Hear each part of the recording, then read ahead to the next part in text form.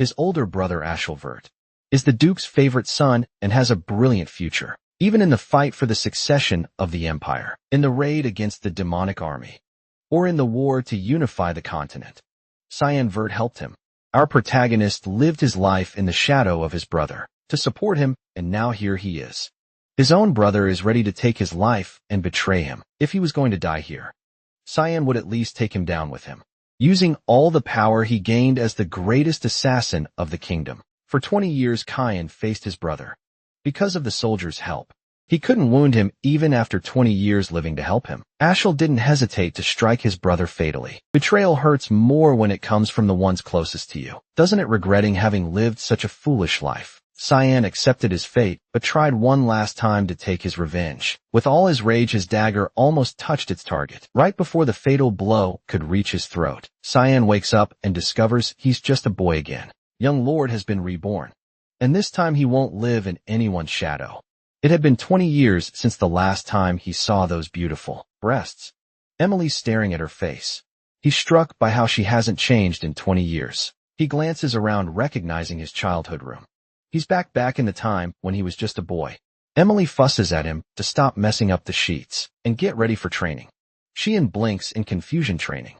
He looks out the window, realizing he's returned to the Wirt family duchy. It's not just a dream. He remembers this day perfectly. March 1st, 27 years ago, a year before he would enter the academy. At the start of each month, they held a public sparring match. It was an important event, especially for his father. That day his opponent was Krantz Wirt, a brother born of another mother but the same age as him. Marguerite, Krantz's mother, was the Duke's official wife, so her son always received more attention.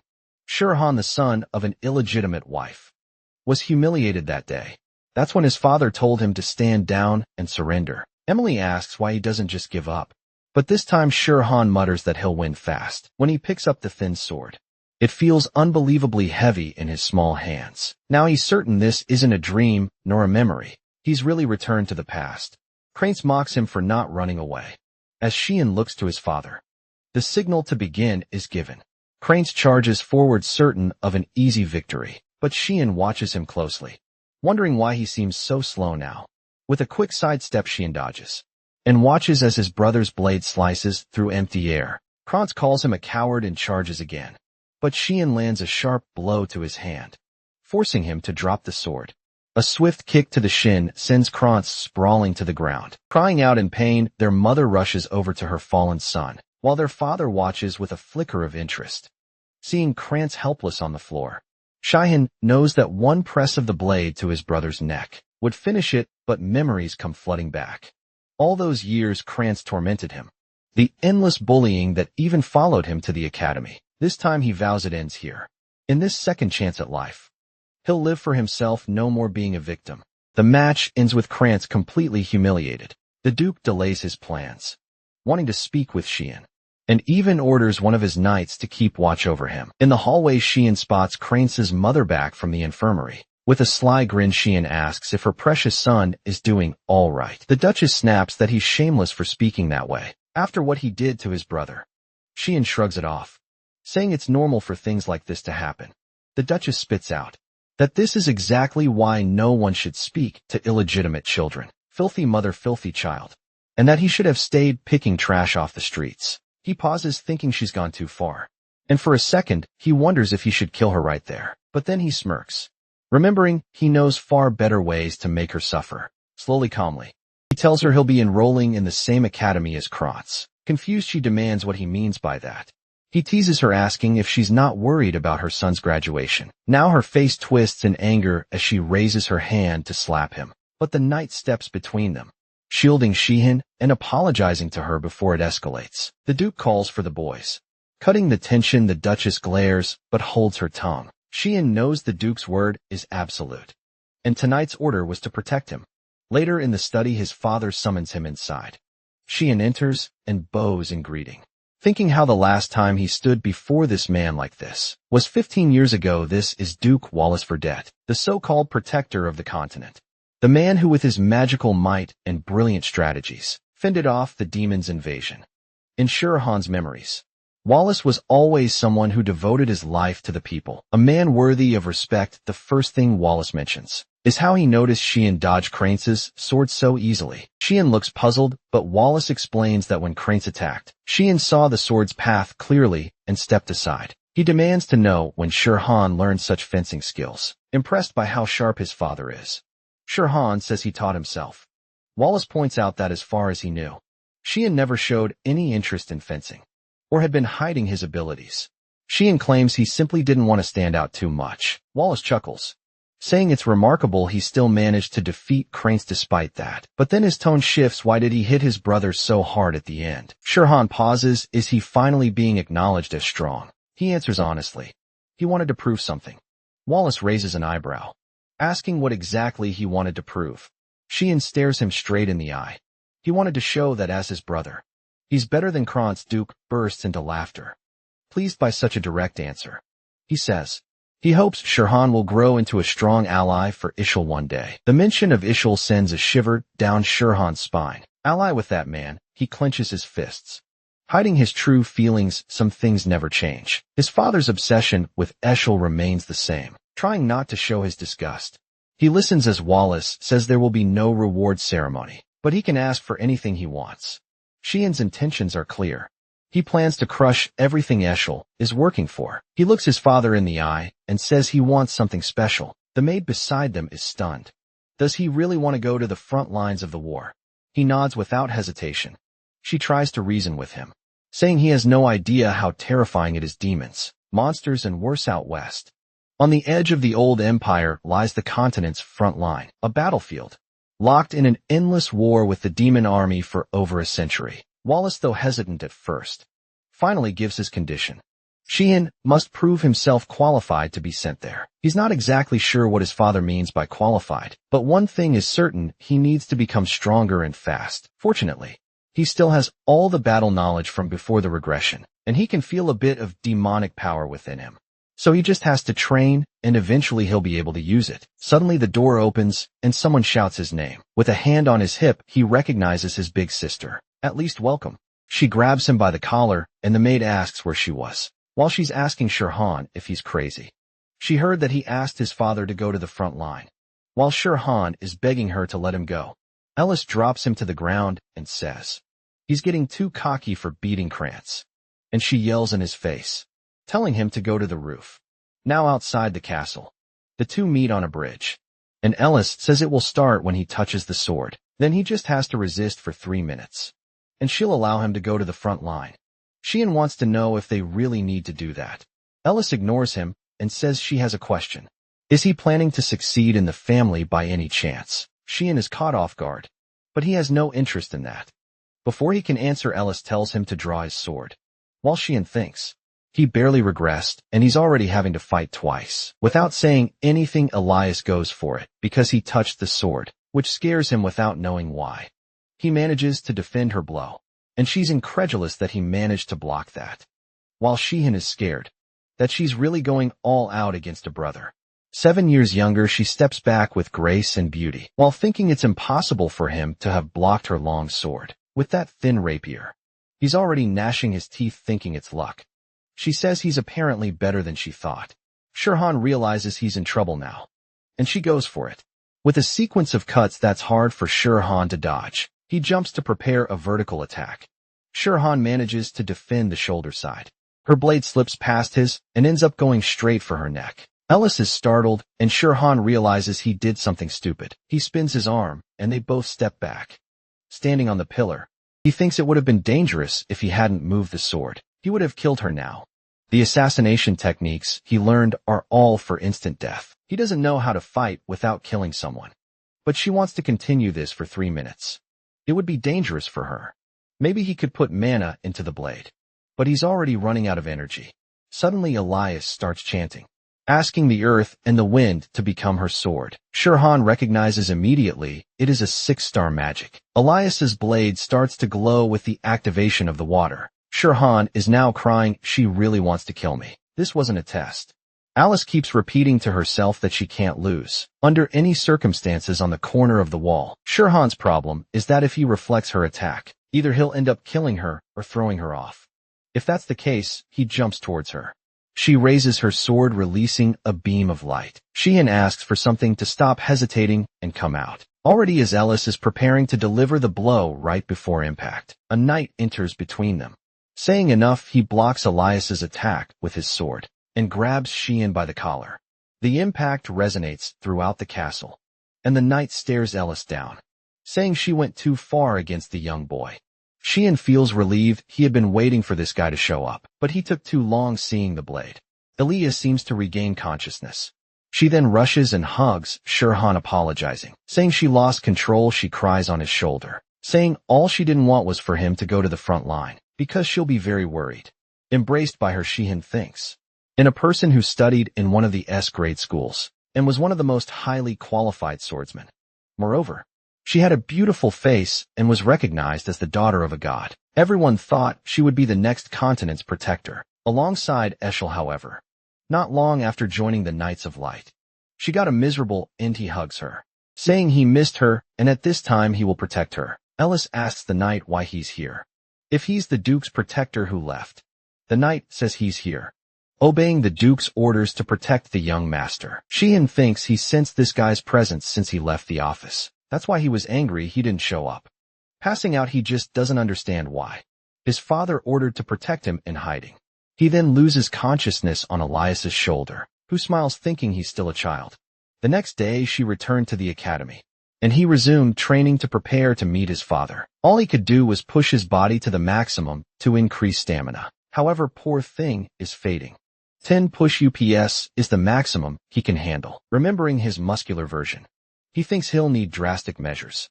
Suddenly, Emily enters the room and says Elias sent something for him. However, she says it's too stinky and asks what it is. After Ellis attacked him, Sheehan asked for hellhound blood as a gift of apology because of a terrible smell and disgusting appearance. Everyone thinks it's poison, but in fact it has the power to permanently increase the stamina of whoever drinks it. Pinching her nose, Emily asks if he's really going to drink that, and he says yes, taking a big gulp. He says he's the only one who can eat Emily's food, so this is fine, already remembering the purple mushroom soup she made, and how much worse it was. He smacks the pot on the table and says it was delicious, exuding an aura calling for Emily, who wants to know what happened. He looks back with red eyes and says he's going for a walk, because he wants to see the effect of the medicine, and then leaves the castle. Standing aside, he says he's been wanting to come here for a long time. This was the place he came to when he wanted to be alone. Another day, a revelation from the God of Light came to Eshel, his brother, about an ancient temple that was in that place, and Shane was skeptical about it. Leaning against the ground, he says no one knows about the revelation yet. The ground cracks and a red mist starts to emerge, while Shane says what he's about to do. A shield would never imagine. Looking at the underground passage, Shane wonders if it's time to go. Walking inside, he says it's different from before. This place deserved the God of Light, until everything there was devastated. This happened during a holy war 300 years ago. Shine says a place like that is almost unbelievable. On the altar, he sees a shining sword and recognizes it as the owner of that temple. In the year 999, humans finally managed to drive out the demons from the empire of Velhas. It was when they discovered artifacts called God's treasures. One of the artifacts was the sacred sword Drandark, which led humans to war against the demons. The same sword that Eshel used to kill him in that tragic end. Staring at the sword, he imagines it to be related to his regression. He touches it hesitantly, but then lowers his head, saying he knew nothing would happen. He then kicks it in disgust and leaves, saying this sword made him feel like trash. Shadows appear beneath the light, and Shane says he found what he was looking for. Looking at the ground, he says anyone would think that's the shadow of the sword. However, that's not just a shadow there. He touches the ground, saying, wherever there's light, there's shadow. Stairs appear leading to a door in the darkness. Shane opens the door hesitantly, and when he looks at the altar, he finally found what he wanted. The demonic blade. He wields the dagger with an engraved crystal. Then he tells the blade it can wake up now. He continues cutting in all directions, already hesitant seeing that it seems to be sleeping. But it's quite thrilling to cut with a blade he used his whole life. Really tasty. Suddenly, a shadow starts emerging from the ground, saying he was a very brave child. She asks Shane if he doesn't know the meaning of taking that dagger, and he says it means it's his now. The shadow keeps growing, saying she can't believe he really woke up a demonic blade. With a macabre smile, she says. It's too late, she swoops towards him, shouting that his body now belongs to her. Shane grabs her by the neck, which confuses her. The face emerges from the shadows, and Shane says he didn't have much to do at that time. The blade asks how he can touch her, and he replies he already said now she's his. With pink nails, she sends a slash. He manages to dodge, stepping back. The blade takes advantage to get some distance. And boy, this is the strongest weapon I've ever seen a protagonist have around. It's really a danger to society. She asks who he is, seeing the shadow leaving her body. She wants to know if he's the heir. Or at least she wants to know why he has the heir's energy. And he says yes. He's the heir now that he's the master. It's good for her to stay quiet and bow her head. Kareem is seething with anger, saying he's just a kid. She attacks him, saying she won't accept this. While defending himself, Shane knows the blade's goal is to steal the user's body, so there won't be much to do. She's about to hit him when he wonders if he should go easy or not. With a smirk, he activates control of the demonic blade. Kareem is thrown to the ground, not understanding what happened. Shin mourns he'll only say this once. It's good for her to accept it. While he's being nice, suppressed, Kareem wants to know how he's managing to use this ability. Shin activates control of the blade again, burying her head in the ground. Before she can say anything, she activates a few more times. Seeing her buried, he asks if she understands now, and she says she really recognizes him as the master now. He's about to use the power again when she calls him Lord. With that, Shane completed the objective there and wonders if he should return. Before they miss him, Kareem in his hand says she's eager to feel the fresh air outside and curious about his name. She asks him upon hearing his name.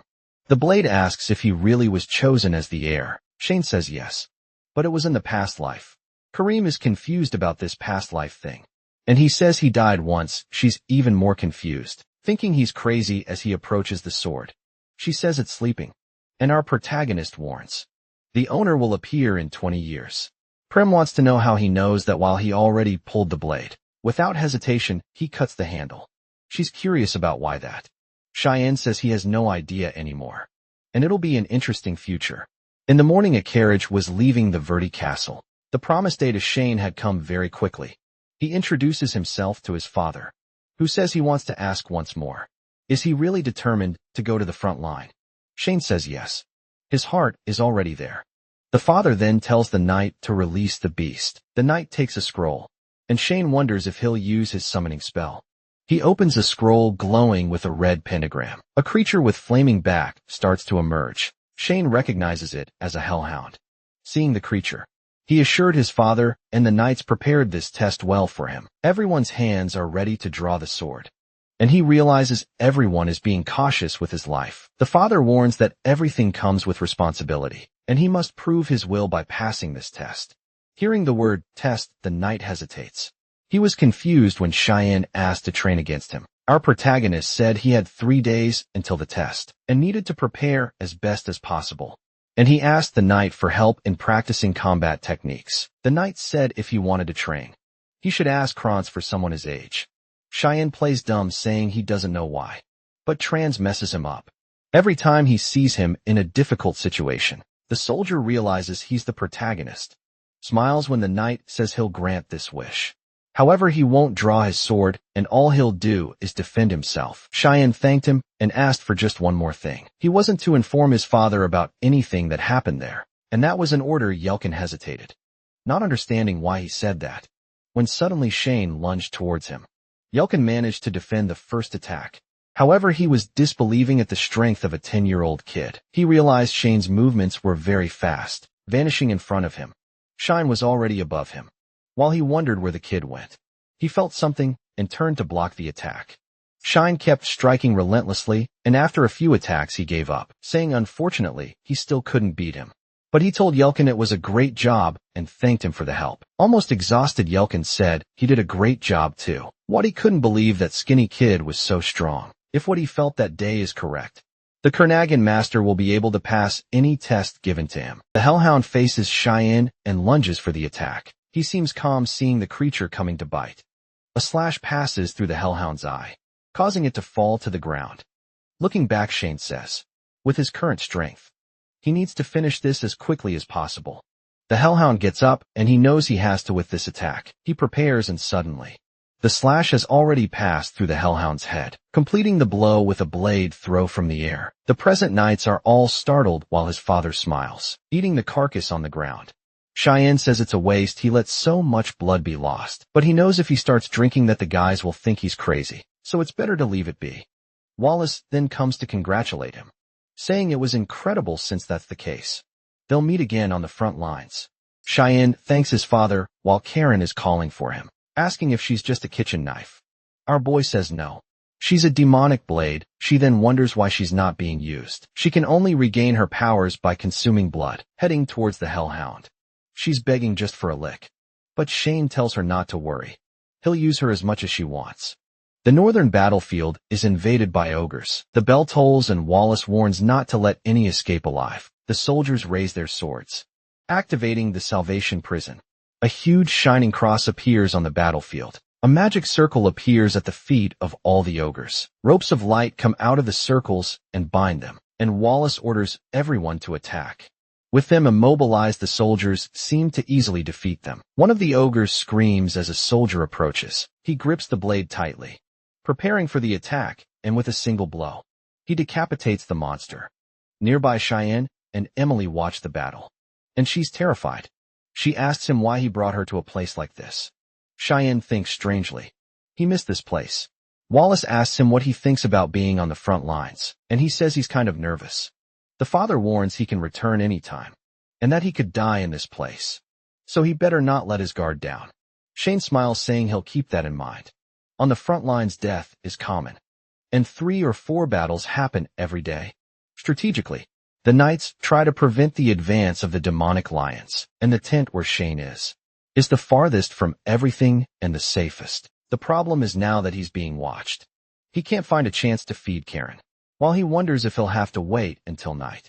He asks Emily what she's doing under the covers. He's desperate, saying Duke warned that they could die at any moment. Shane tells her to pack up and leave. Then, however, she screams it's impossible. He can't be without her. It's full of demonic monsters here. Who will take care of him if she flees?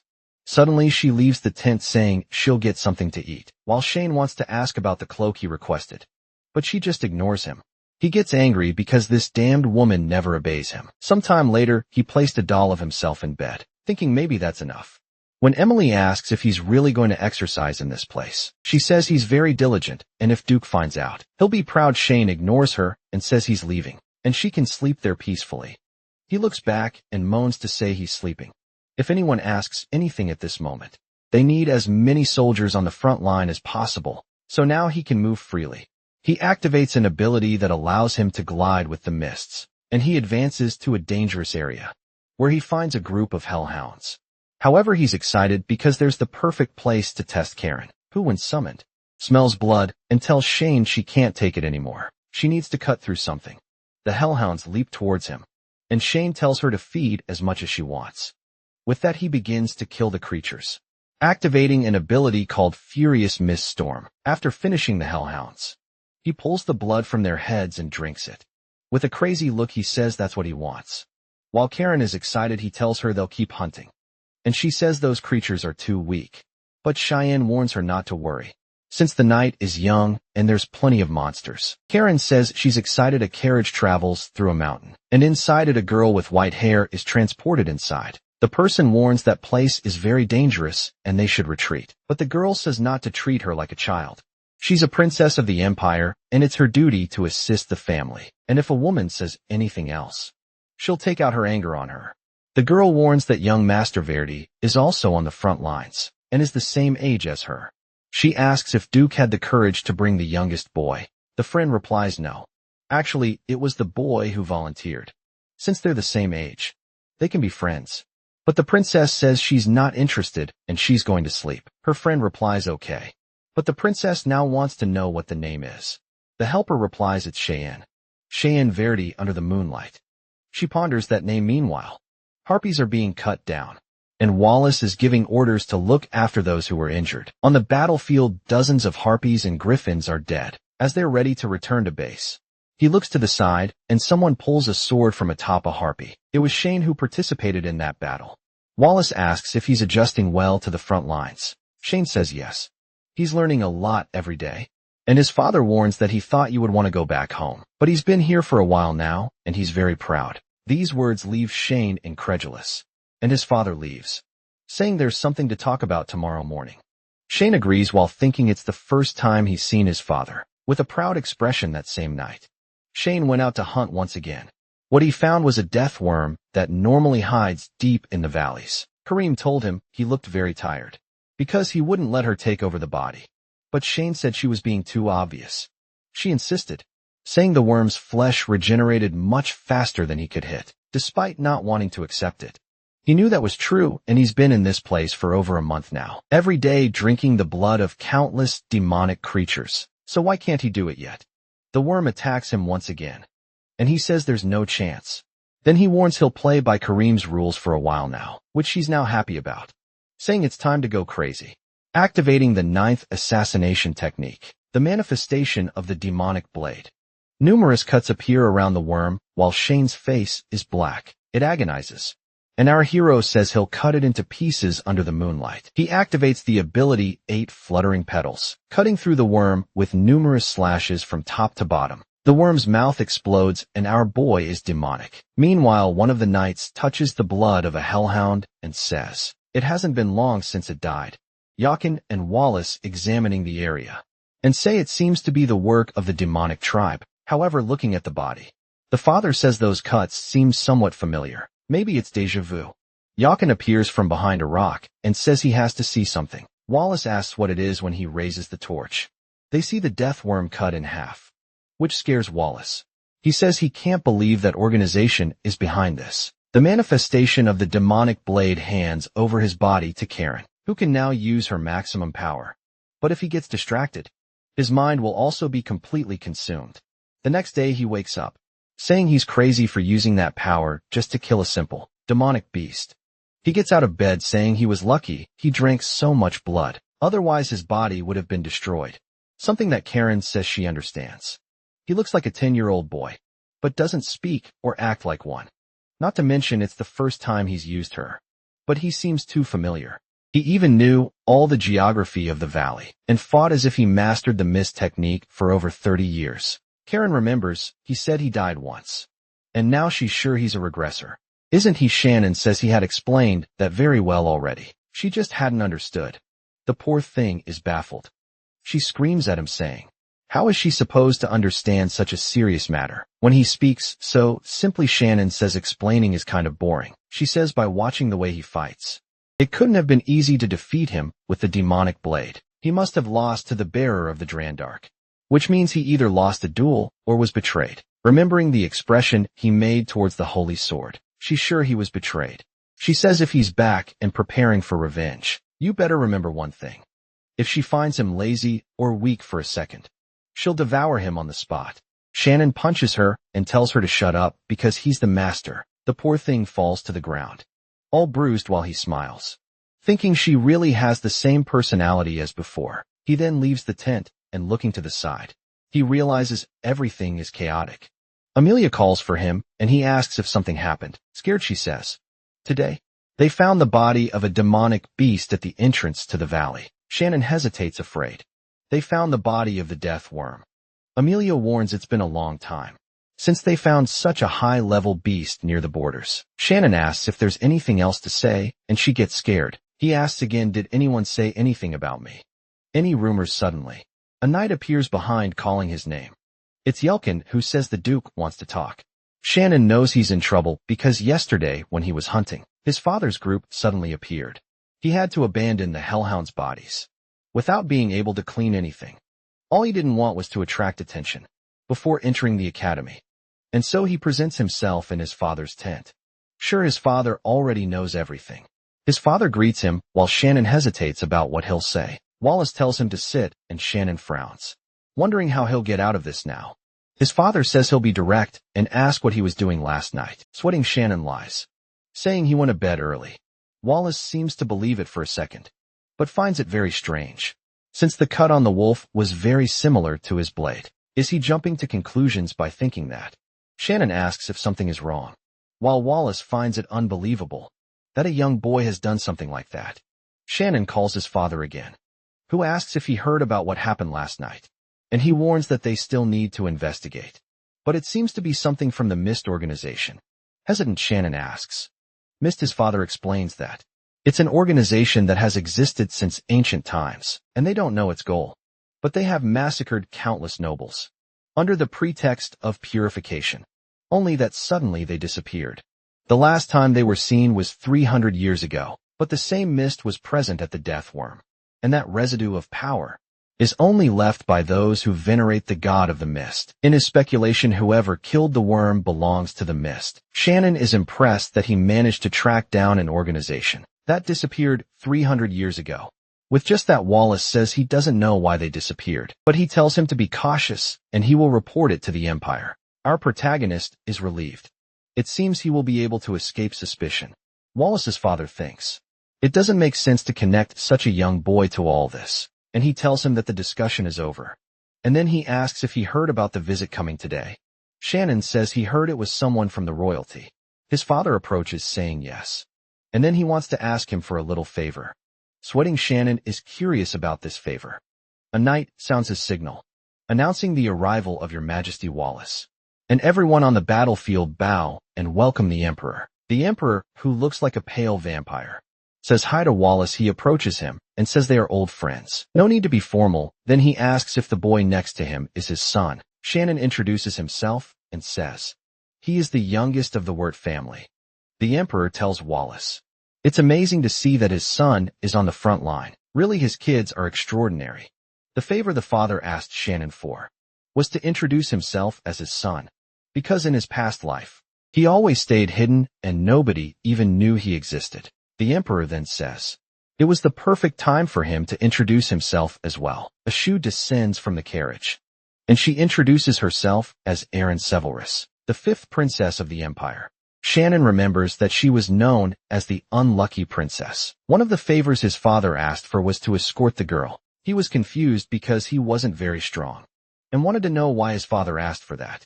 His father explained that it was just for him to keep her company, since they would be entering the same academy and are the same age. Shannon remembers that in his past life, he saw her at the academy while changing classes a few times. Wallace explained that it's always good to know someone from the royal family, and even though she won't be staying here for long, it's a good opportunity.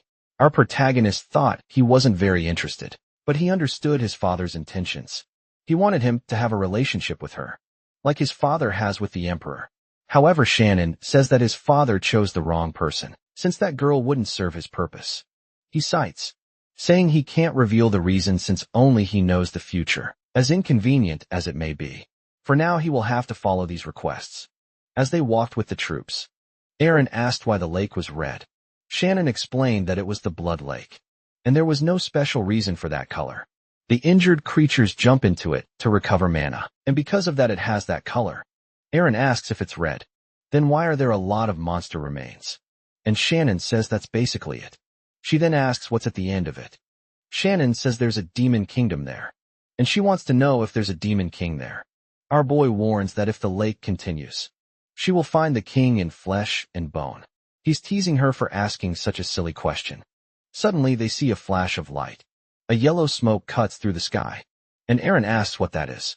Shannon says a golden light means the entry of demonic creatures. She gets scared, asking if they already arrived, while Wallace orders everyone to protect the Majesty, and that they are going to the third outpost.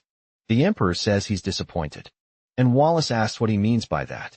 The Pale One then draws his sword and says he's not here just for a visit.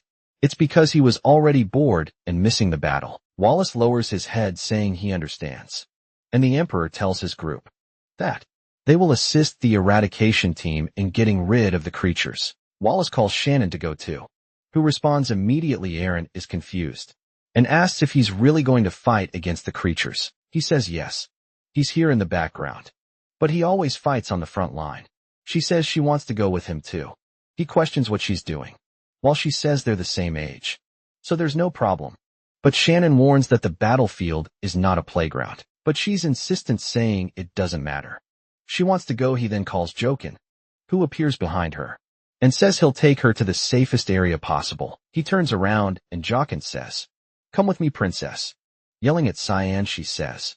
He's insolent, and for treating a princess of the empire like that. Approaching, he warns that her dallying here will cause a lot of people to die on the front line. She take responsibility for that. She starts crying after all. She's just a child. He then turns away and tells her to leave soon and stop being a spoiled brat. The three remain silent in the battlefield. The soldiers are being absorbed by what seems like demonic slugs. Wallace raises his sword and tells them to return to formation. He points them in direction and says they should protect the majesty and kill all those creatures. With a war cry, the soldiers enter the battle. Diao and Severus had two wives, one named Anna, who had already died, and another known as Cassandra, who was the current ruler of the empire. The first wife bore two, and the second two more. But the fifth princess was born from a peasant woman, so everyone looked down on her. Still, she did not submit to anyone.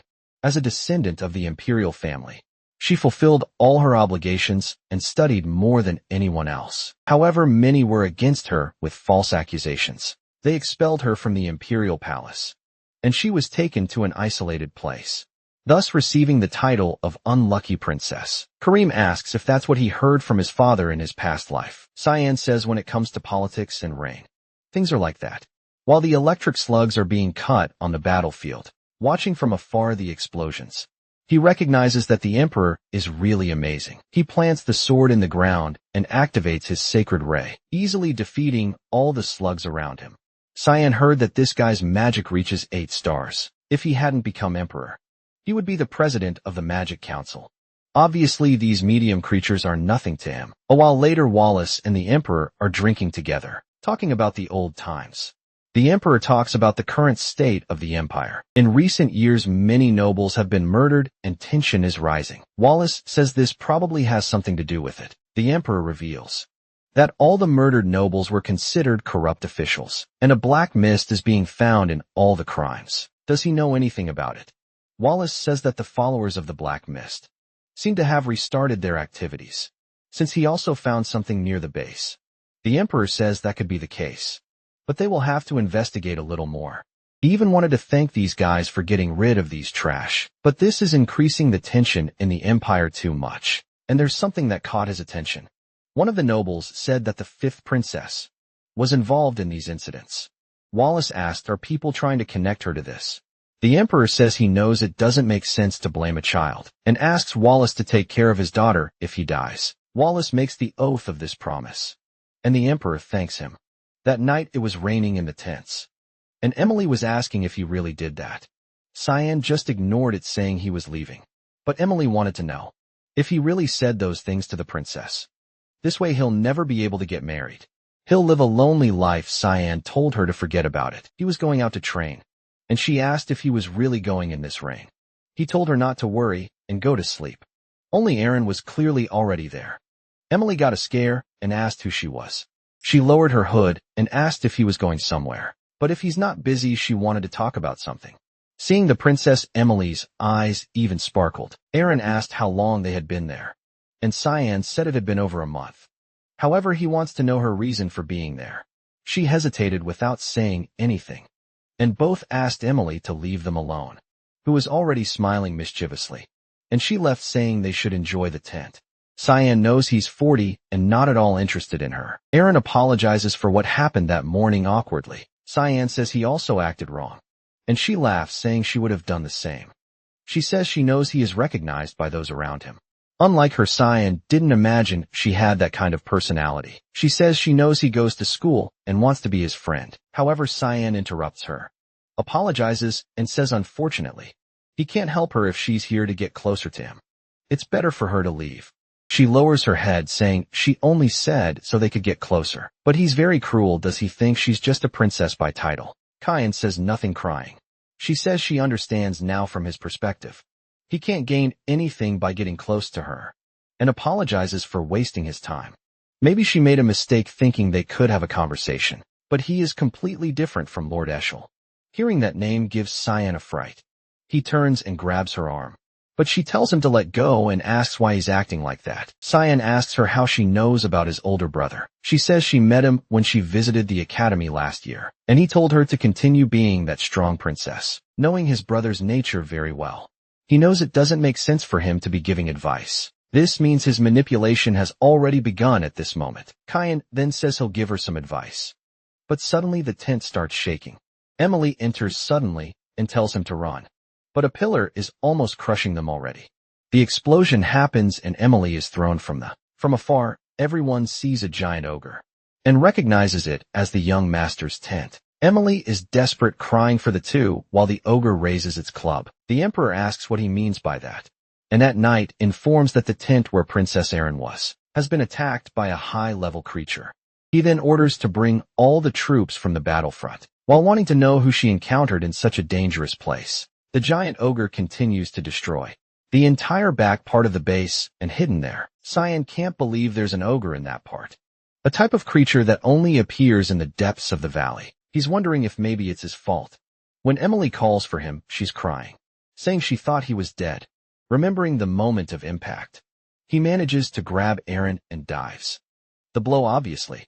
Someone who subdued the Demon King's army wouldn't die to an ogre. Erin asks if the knights will be okay, and Emily reassures her that everything is fine, and they are very strong, but she cries, saying if she weren't there, this wouldn't have happened. It's all her fault. The knights say it's okay. Their duty is to protect them. Smiling, one of them says she can trust that they will give their lives. However, Tion warns him to run, and an ogre's hand is coming from behind. The poor guy is crushed and calls up blood. Soon he is lifted by the giant ogre who is on the backs of the two. Cyan tells the princess to stay on his back, and the ogre seems to smell something. He recognizes it as he thought, and these monsters are there because of him. He's going to tell Emily to grab the princess and run. But before he finishes, she already grabbed her and ran off. The poor guy thinks the girl is fast, even when it's time to run away.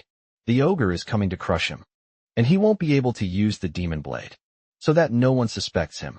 He's curious why these creatures are hunting him, and what smell they're sensing. Kareem says to him that he's been drinking the blood of many demon creatures, and now for the monsters, he has a terrible smell that attracts them. Cyan gets angry. The damn sage knew this and didn't tell him. She smiles, asking if he forgot that all she wants is his body. He grabs her and tightens his grip, turning her into the dagger, who wants to know what he's doing. Cyan realizes he won't have an option. He'll have to go all out against this beast. He throws himself, saying he doesn't care, and the ogre comes swinging. With one swift movement, he manages to tear the creature's arm off. Then he appears behind its neck and slices it as well. The boy's got swag, and with just 2 cuts, the beast is lying dead on the ground. He says now it's just a matter of killing the curious ones. In front of him, there's a bunch of creatures that make Kareem say she's very excited for this festival. However, he gets a shock when a demonic dragon appears. The dragon roars to the skies, and Kareem tells him not to be afraid. It's still just a little one. Cyan immediately activates the manifestation of the demon blade. Pointing the dagger, he says it needs to devour him. Meanwhile, the army is facing the ogres that invaded the base. The Emperor and Wallace have just killed the last one, and he asks if there's any trace of the princess.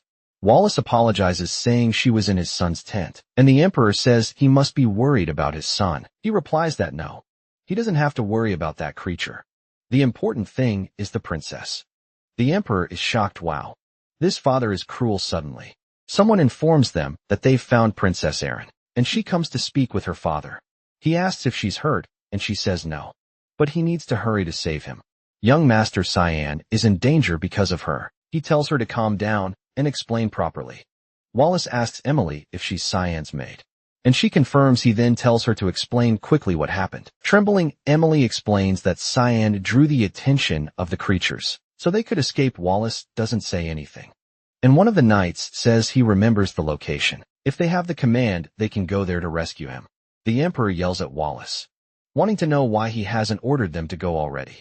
But Wallace says they won't go. The Emperor and Erin are shocked, asking what he's talking about.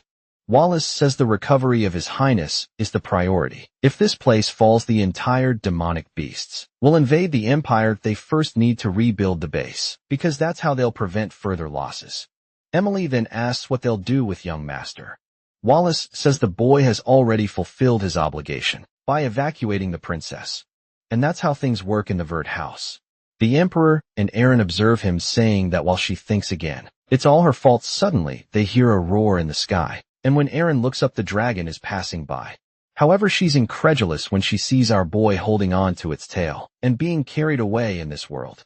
Dragons are the closest creature to the gods, besides being considered the most evolved living existence. Normally, it's an honor to meet such a noble creature. So why is it flying so close to these people?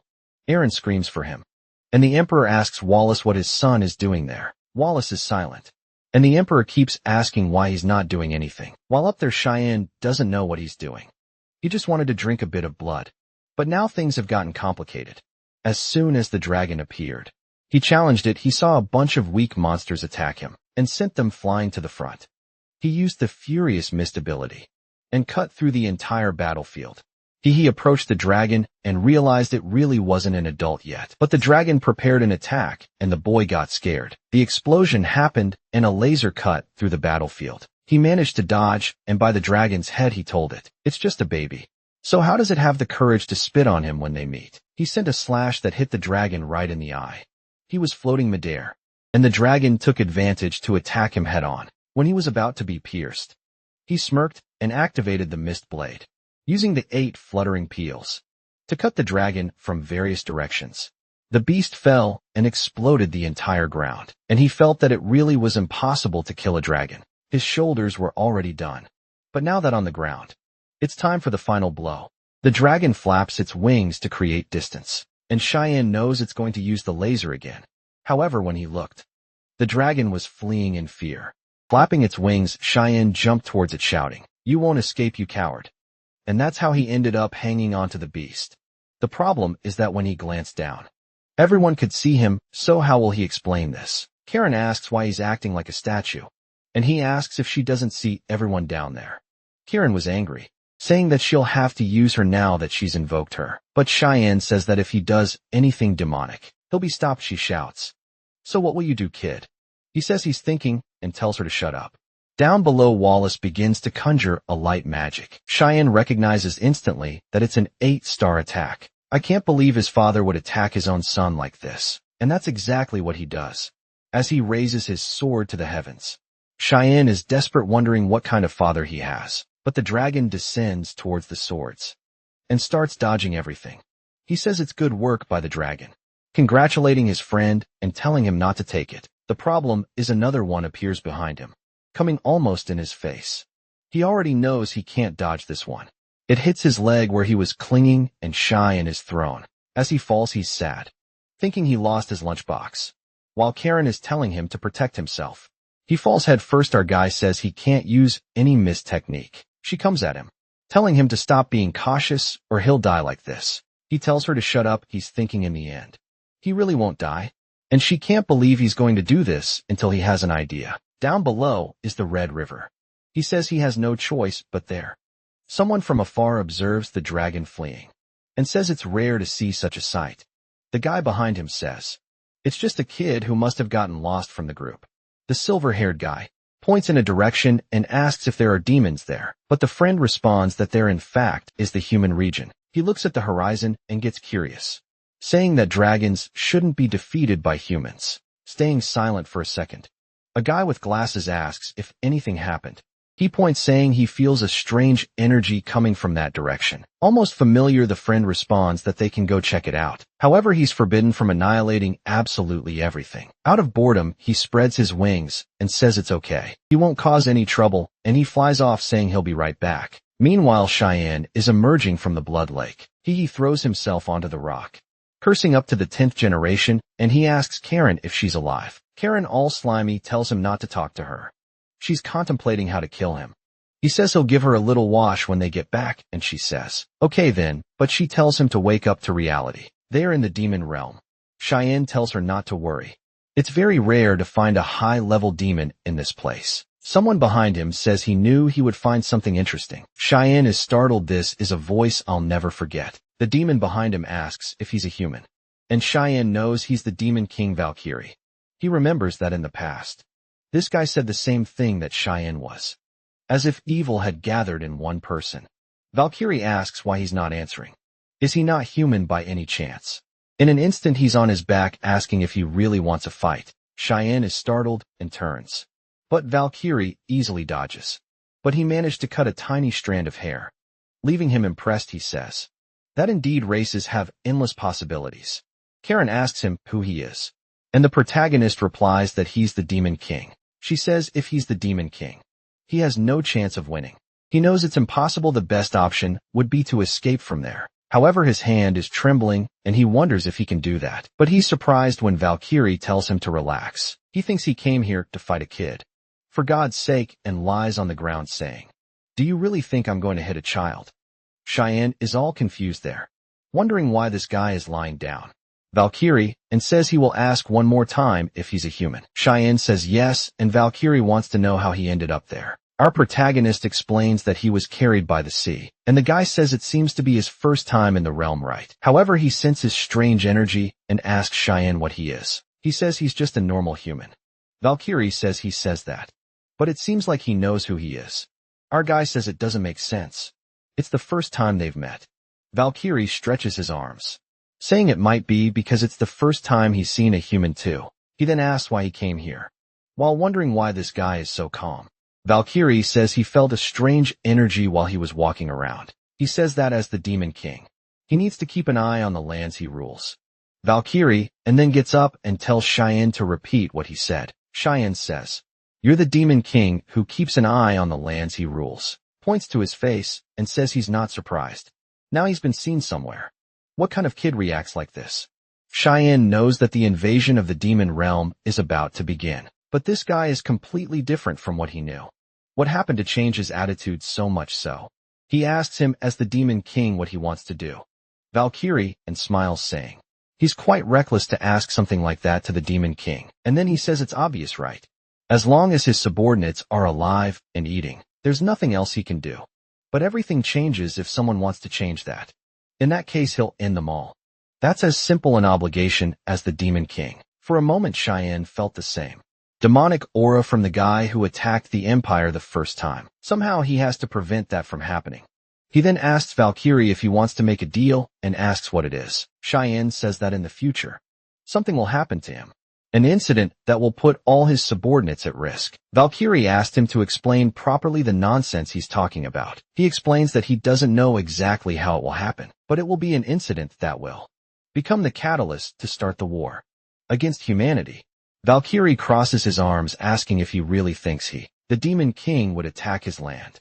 And Cheyenne says that's why he wants to make a deal, so that no matter what happens, at least he won't start a war. Valkyrie and says he has no idea what he's talking about, but if he accepts it, what does he gain from it? The protagonist says that no matter what happens, he will help the Demon King. Approaching him, Valkyrie says he seems to know something. He's sweating, and Valkyrie asks him his name. After introducing himself, Valkyrie says he will keep that promise, as the King of Demons flies off, saying it's good for him to keep his as well, since this is a deal, and he smiles saying it's now sealed. After contacting the Demon King, some knights found Cheyenne seeing him emerging from the Red Lake. They said it was a miracle. He was still alive, and with that, he received the title of the one who survived the demonic dragon. He was then taken to the monastery on the front lines, place used as a military hospital. Cheyenne asks someone to repeat what they said. Erin is hesitant to say anything. She holds back and shouts, asking if he wants to be hers.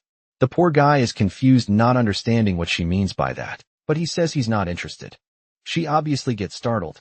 She starts crying again, saying it was expected.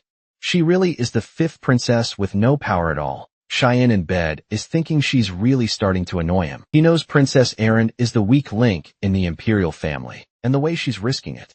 Her end is obvious. The problem is, he can't shake off the idea that his damn brother is behind her death. Erin says she's right currently. She really can't offer any benefit to him. She has no possession, takes a hit. Besides, it's extremely risky to get involved with her politically. Takes another hit, but he says he'll take care of her until she figures out what's necessary. She asks if he's really going to do this. Diane says yes. It's a promise, so she doesn't need to worry. She gets up, saying she understood that when she manages to turn things around, he recognized her power. She points at him, saying she doesn't know when she will make him recognize her power. He says he's very eager, while thinking she was depressed just a second ago. Before leaving, she says there's one more thing and thanks him for surviving. Then she leaves, and he stays silent in the depths of the camps. In a forest nearby, a hooded guy looks around.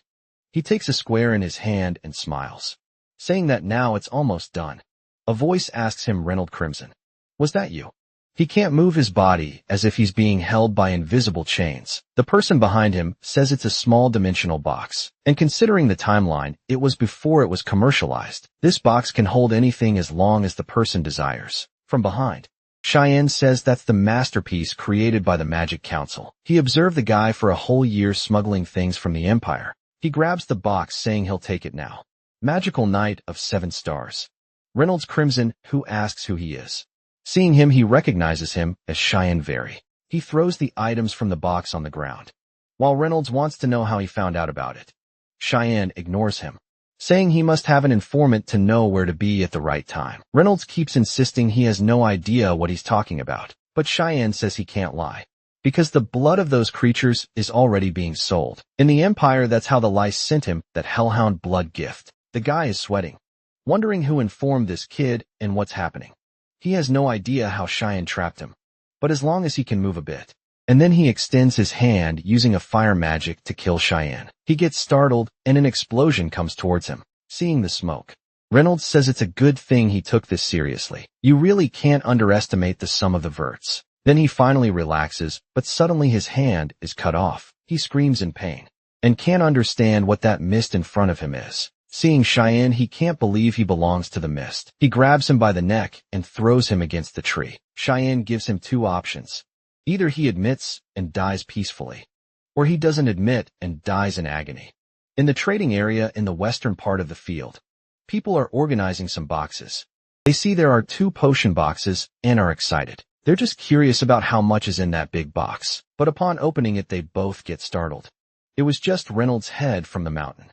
Karen asks if he's really going to let the other guys live. He says yes, that's enough as a warning. These guys always smuggled demon items into the Empire. The items then reached the Magic Council, a place where people did any kind of madness to understand magic. Cheyenne says what they're going to do with demon blood is unthinkable, so they need to be separated. Karen says in this new life, he's only living for others. But he says he's only preventing other people from using demon blood. In the Empire, in a certain mansion, Eshel is receiving a letter, and he finds out that Cheyenne has just gone to the front line. With his father, there's a succulent girl in bed. This bastard is a villain, but knows how to enjoy life. She asks if this Cheyenne isn't the younger brother of another mother. Eshel says yes, and says that kid is trouble in several ways. Some suitcases are piled up, and Emily celebrates that they're finally out of the front line. She's sure the academy will be a much calmer place than the front line, while Cheyenne knows it will be scary. The academy isn't quite the place Emily's dreaming of. In fact, it's a cruel place where lives are destroyed by political interests, place dominated by envy and greed, where strangely enough studies aren't even a priority. But Emily's there dreaming, saying she'll find a get shit instructor. And Cheyenne starts to realize she's going to follow him at the academy. Sometime later, he's back in the duchy having fun. He hears a sound and looks to the side. It's Krantz, startling him. Everyone's asking what he's doing there. Diane tries to say hi, but the boy has already run off. Kareem asks who that idiot was. He says it's Krantz, but he doesn't care about him. Kareem says his brother is the complete opposite, and he says it doesn't make sense because his opposite is someone else. The door opens, and he's back at the mansion.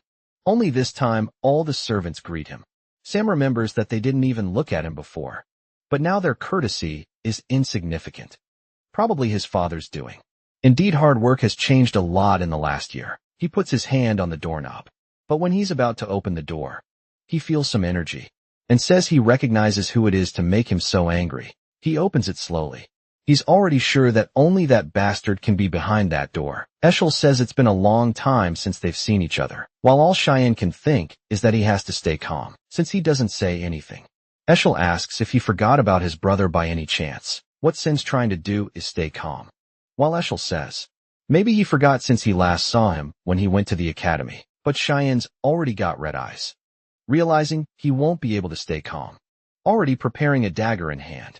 He's sure he'll kill him now, but Kareem holds his wrist and warns him that if he doesn't want to have his skull smashed, he'd better control himself.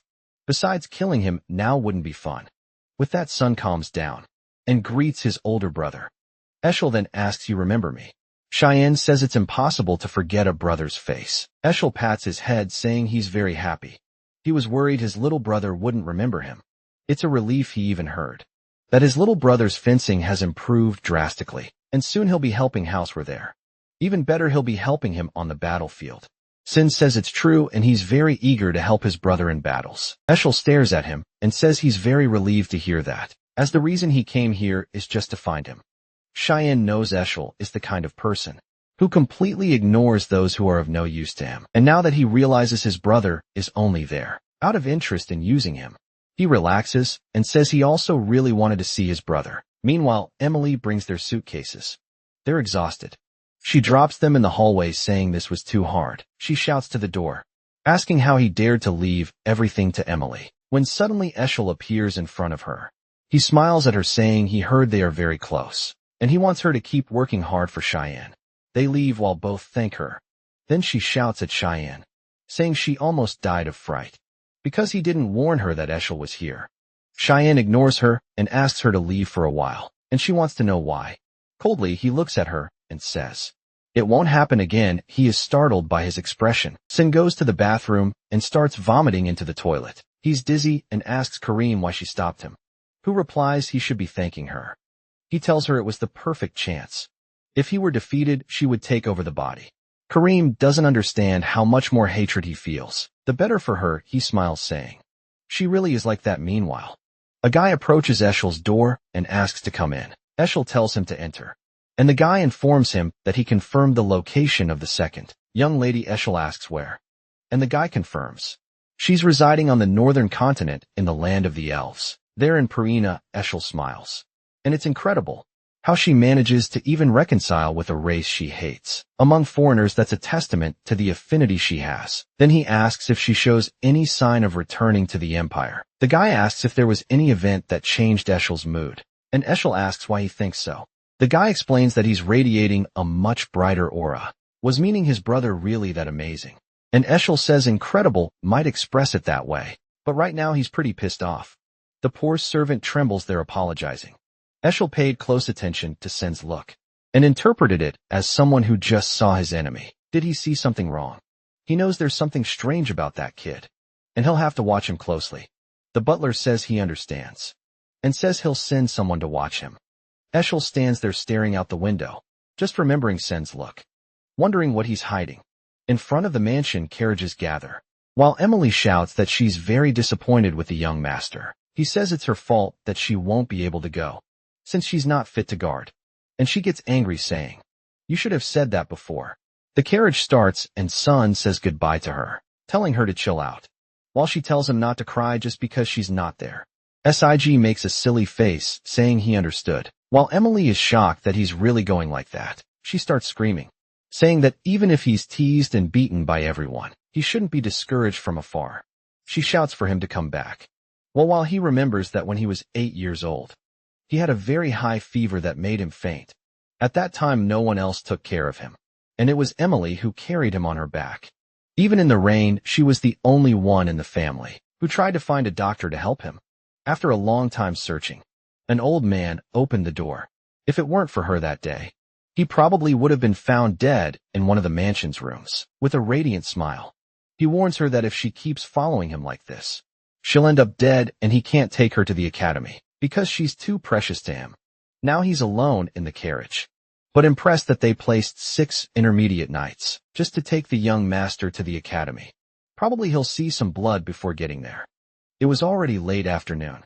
Some knights looked at each other and decided to stop there. They informed Kian, who asked how far they still were. They said they were near the central city of Saffron, and they would probably arrive there tomorrow morning. Cien says he noticed and tells them to call him when they finish packing, but he already realizes that this is a lie, because this forest is not close to Saffron. Camping in the middle of the afternoon in an isolated place, and still lying about the location. All this makes it obvious that they are planning something. Kian starts to leave the carriage when they say everything is ready. He leaves pretending to be clueless, saying the air there is very good, already surrounded by the 6 knights. He wants to know whose order it was. In the background, one hesitates. Sweats run down everyone's faces, and no one says anything, but one of them has a little smile. Sean notices this and asks again, whose order it was. The guy starts pulling out his sword, saying he doesn't need to know since he'll die soon. They approach apologizing and saying it's not personal, but out of respect, they'll make it as painful as possible, so he just closes his eyes. The knight advances ready to cut. Saying goodbye, the blade is about to hit Cien's neck and the guy's head. Head flies off, it falls like a trash bag on the ground, and the guys look without believing. Sean says he'll ask again whose order it was. Now everyone is scared, trembling. Not knowing what to do, Cien asks why they're so frozen like that. Did they think it would be so easy? One of the knights thinks he can't even believe what his eyes see, and another one tries to attack them, but this time from behind. However, in an instant, Cien is already on the other side and has made 2 cuts. The other one takes another hit on the shoulder and one on the arm. One of them tries to take advantage to run away, but obviously he's already agonizing. Cien only attacked Kareem from behind. The guy who is standing and thinking is now crying, wondering if this is something an 11-year-old can do. He hasn't even moved yet, and everyone is already dead. Apparently, he didn't survive that dragon. Luckily, putting intermediate knights to do this mission was a failure. The guy crying falls to the ground. Sean approaches him once again and tells him to say who ordered it. The guy warns the moment everything was the Duchess Margaret's doing. Sean feels a bit awkward. He didn't even need to do anything against the guy. He already said everything. The poor guy is crying, trembling. Right? Why did he speak the following? The carriage is moving, and he's taking Cien calmly up there, and he explains to Cien that it seems it was the young master Crance's doing. He somehow asked his mother to prevent Sean from bothering him at the academy, and apparently this whole mission was the result of that request. Sean remembers the fool who keeps running away and is behind this. Really will have to give him a little help at the academy. The guy then calls Sean a little embarrassed and asks, what will happen to him now? Is he going to die too? Sean says he doesn't seem very attached to his life. The guy says he knows they were trying to kill him, so it doesn't make sense that he wouldn't die. Sean tells him to at least drive this carriage properly, so he can have some use alive.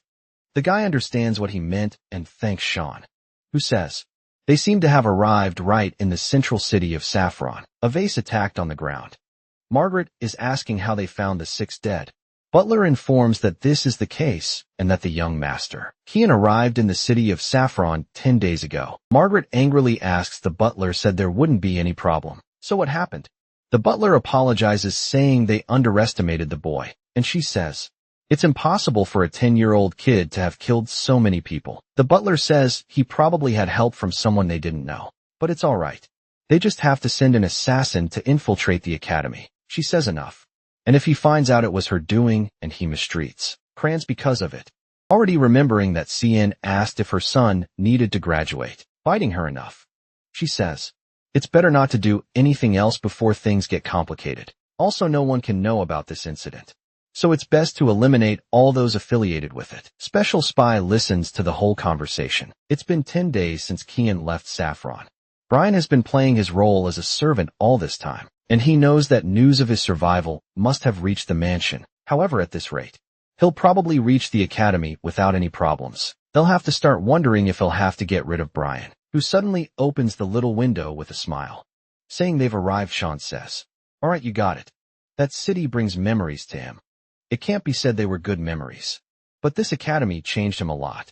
He presents the coat of arms of House Word at the reception. A bit excited, the girl says she'll register him. Yes, everything's fine. They'll receive his room too, and everything will be fine. Cien notices that she acted somewhat strangely. Is there a problem? Then she hands him a letter with a golden key. He startles and asks if she gave him the right one. Brian lets the suitcases fall to the ground and startles when he wonders if this is the place he'll stay. The royal dormitory, the best there is. But Cien remembers that in his past life, this didn't happen to anyone. This means that someone's influence is there. He asks Brian if that was the last suitcase. Brian affirms, saying he brought everything. Sean puts his hand on his coat, saying that now they're at the academy, and he's finished bringing the suitcases. Brian's job is done. Brian's sweating, saying, wait a minute, kid. With that, they throw a bag of coins into his hand. He startles and asks what it is. Zion says, it should be enough for him to start over wherever he's going. He advises him not to return to the mansion or he'll die. Brian stands still for a moment without saying anything. Suddenly he kneels and says that Brian Kendrick, the official knight of the old would like to serve young Master Sion until the end of his life. Sion asks if he really is a knight. Brian says yes. But he's not very good, so he's more of an assistant really. However, his father once said that for a not-so-talented knight, if he found someone he could trust, he shouldn't hesitate. Sion says it's nonsense. Brian is confused, asking what he means by that. Kian asks if he's not afraid of being betrayed later. Brian says that even if that happened, he wouldn't mind, and Scene warns him not to do anything like that. Leaning through the door, he says it's a hassle. It's an entrance ceremony, so they'll go straight to the exam.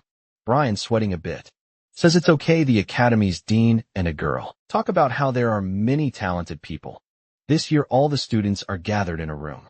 In the middle of the room is a girl surrounded by an aura. It's a Rin Savile Row magical grade of 2 stars, a physique grade B, and a light element of 52%. Another guy named Seth Sheharkin is a 3-star mage, with a physique grade A and an earth element of 71%. Scratching his beard, the old man says, "These kids were incredible.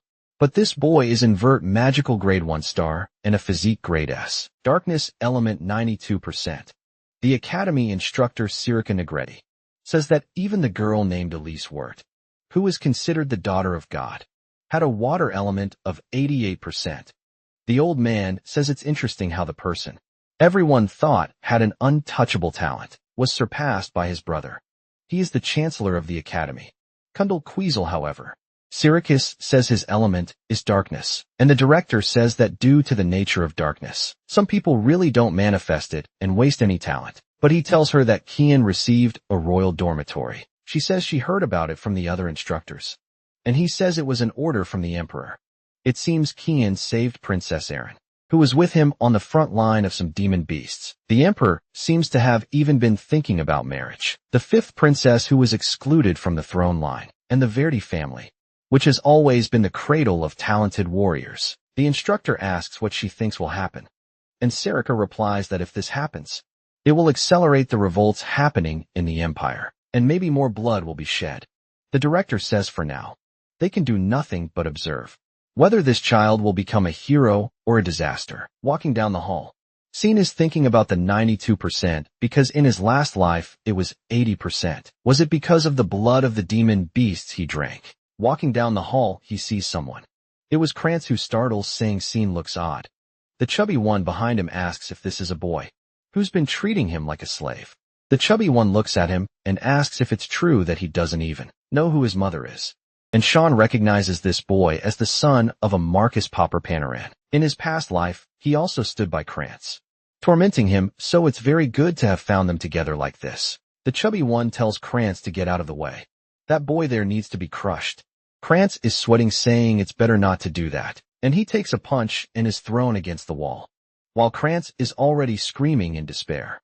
Sion still asks Krantz if he doesn't want to talk about some things. Hesitantly, he says yes. The boy is sweating more than a marathon runner. When Sion puts his hand on his shoulder, he warns that he doesn't mind him planning these things. But if he finds out one more thing, he won't be able to graduate with all 4 limbs. With that, Krantz falls to the ground desolate, and Scene leaves, saying, "This academy is going to be a lot of fun." In one of the rooms, Sarika is thinking about Sion, saying she'll have to pay a lot of attention to this boy. She walks towards and touches a book, wondering why it's not there behind her. Sion asks if she's looking for this as she startles, but she turns all friendly, asking how the student is there. It's a restricted area, however.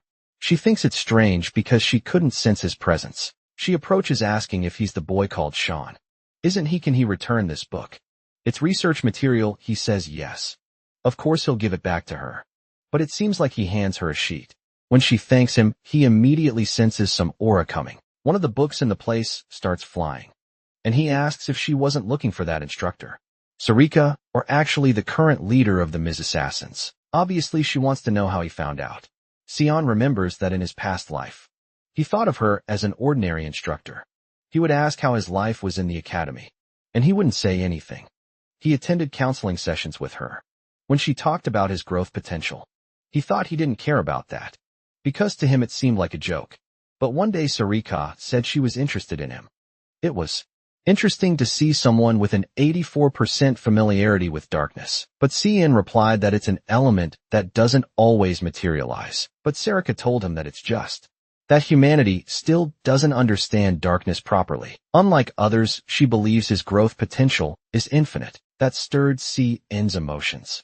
And Sarika said she wished him all the best for his future, while he thought maybe she could guide him. Or at least that's what he thought at the time, since he was just deceived. The girl behind those glasses is very different from the academy instructor, and she's the leader of the Miss Assassins Association, hiding within the academy where most of the continent's nobles gather. Suddenly she says all right. She wants to hear the details in her laboratory.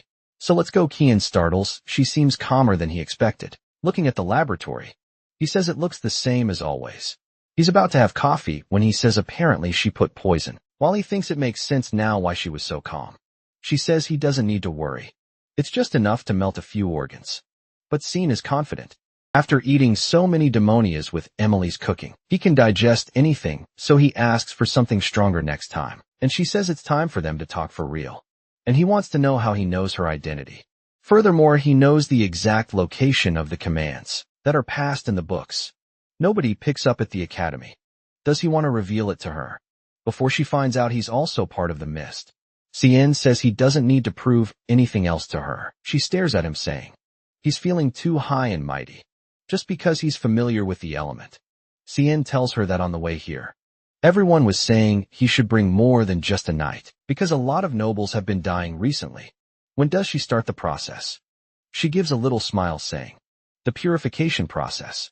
She activates her aura saying she has no idea what he's talking about. Cien says he'll make it clear then he's talking about the murders. Sarika says he'll regret these threats. And he asks if she's threatening a student. Suddenly she kicks the table and throws everything at him. Kareem seems scared, asking if that's how she's going to act, and punches the table. She's already behind him with a dagger in her hand, while he says he's already approved his identity. She goes for it saying that as the leader of the association, she can't not know one of the misters. She tries to make a cut, but Scene dodges. She goes for it again saying he won't escape. Scene pulls Kareem, thinking he won't have anything to do, and defends her attack. He says that since she doesn't believe him, he'll have to show her, and he starts attacking her, causing her to defend and retreat. Sweating, she asks if this blade is what she's thinking, the weapon that can only be wielded by those who have been chosen. Kareem's demonic blade. Sean asks if she finally recognizes him, especially since the mists must be working right now to find her. Syrah wants to know how he knows this. Sean tells her that the hair she's been searching for is right here, in front of her in a certain street in ruin. In an isolated house, someone uses magic to open a padlock. It was Sarika with Sean, who says he doesn't seem very impressed with the hideout of the mist being right here. That one is the way to the altar he wants so badly, so he can go alone. Sean walks through the tunnels. That's a subspace created by the powers of the god of the mist. Because of that, it's much longer than it seems. But he remembers perfectly the direction he has to follow, and each of the traps present. Suddenly some guys attack him from behind, and he says this reception ceremony is very excessive. He defends against some attacks and retreats backwards. The guys throw a lot of mud at him that he has to defend against, but one of them almost dies and has to defend himself too. Scene is impressed that the guy managed to dodge that in such a short moment, and the guy is thinking it's amazing and activates his secret technique, which makes several clones of him attack from all directions. But Cien also has his technique. The guys seem to recognize and don't understand how a kid can do that. Cien uses the wave of murderous intent. It's a technique exclusive to those who have been assassins for a long time. It allows you to instill deep fear in everyone around you. The guys can't even breathe and all fall unconscious. Cien knows they won't get up for a while, but it's impressive that there's still one standing. Is he some kind of executive? He then activates another ability, and the guy goes for it. He manages to defend against the attack, but the guy nullified his ability. The mask is thrown to the ground, and she says she can't hold back anymore. He stands there confused, not understanding. It's Lady Sarika again saying she wants him to show his true power. He uses another technique, the savage attack, and sends her flying backward. She says he seems interesting. How can he use two assassination abilities so easily? She wanted to see his potential, but the boy is already running. Cien knows she has something called a desire for combat. When she's consumed by that desire, she'll keep fighting until one of them dies. He who has experienced this has to run. But she's excited. telling him to come back soon, because that's what he wants too. She attacks him again, and he manages to defend himself. She says this is a subspace in which no one will notice anything. He doesn't need to hold back. Scene realizes he won't be able to get out of there, and he really will have to use all the techniques. There's a risk she'll end up dead. But there's no other way. But suddenly, he feels something and collapses to the ground with a stone. Kareem says she knew things would end up like this, and tells him to rest for a bit. Sarika asks who she is, and Kareem appears saying she didn't want to get involved, but she already knows who she is. Doesn't she? Sarika bows, saying she recognizes the demonic blade Kareem. Kareem is the one who's angry, asking how she dares to attack her master. Sarika says all this was just a process to confirm his identity. Kareem says she should have just contacted God instead of doing all this, but if she wanted to do it this way, now she'll consider it a challenge. Sarika says it's better to worry about the heir first, right? Kareem is startled when she sees the boy lying there unconscious, bloodied. Sarika explains that the way Kareem is materializing is very bad, because she's draining all of Sean's life energy. Kareem grabs him by the collar, angrily asking how he can be so weak after drinking so much blood. Sarika then says that, however, she is a leader of the mist, would never refuse a battle. If she truly wants to be an opponent, she cannot refuse. Kareem is surprised, saying that girl is very strange. Suddenly Sean asks her why she materialized. Kareem says he doesn't need to worry. She'll just crush that reckless girl. Now it's messed up because Sarika is also excited, saying it will be an honor for her. Kareem tells her not to beg later, and she replies that she's looking forward to going that far. Suddenly a voice in the hall says, "That's enough," and they recognize it as Lord Air's voice. Portal begins to open, and everyone becomes apprehensive. The voice tells her to send the heir to the altar now, and she just agrees. Cyan is excited, saying they'll finally meet the god of darkness Air. Some think that the god of the mist is an evil person, for whom murder is as common as eating someone, who justifies their actions under the pretense of doing it for the world. However, he says that the death of those people was a good thing, as by paying with their lives, they became righteous people.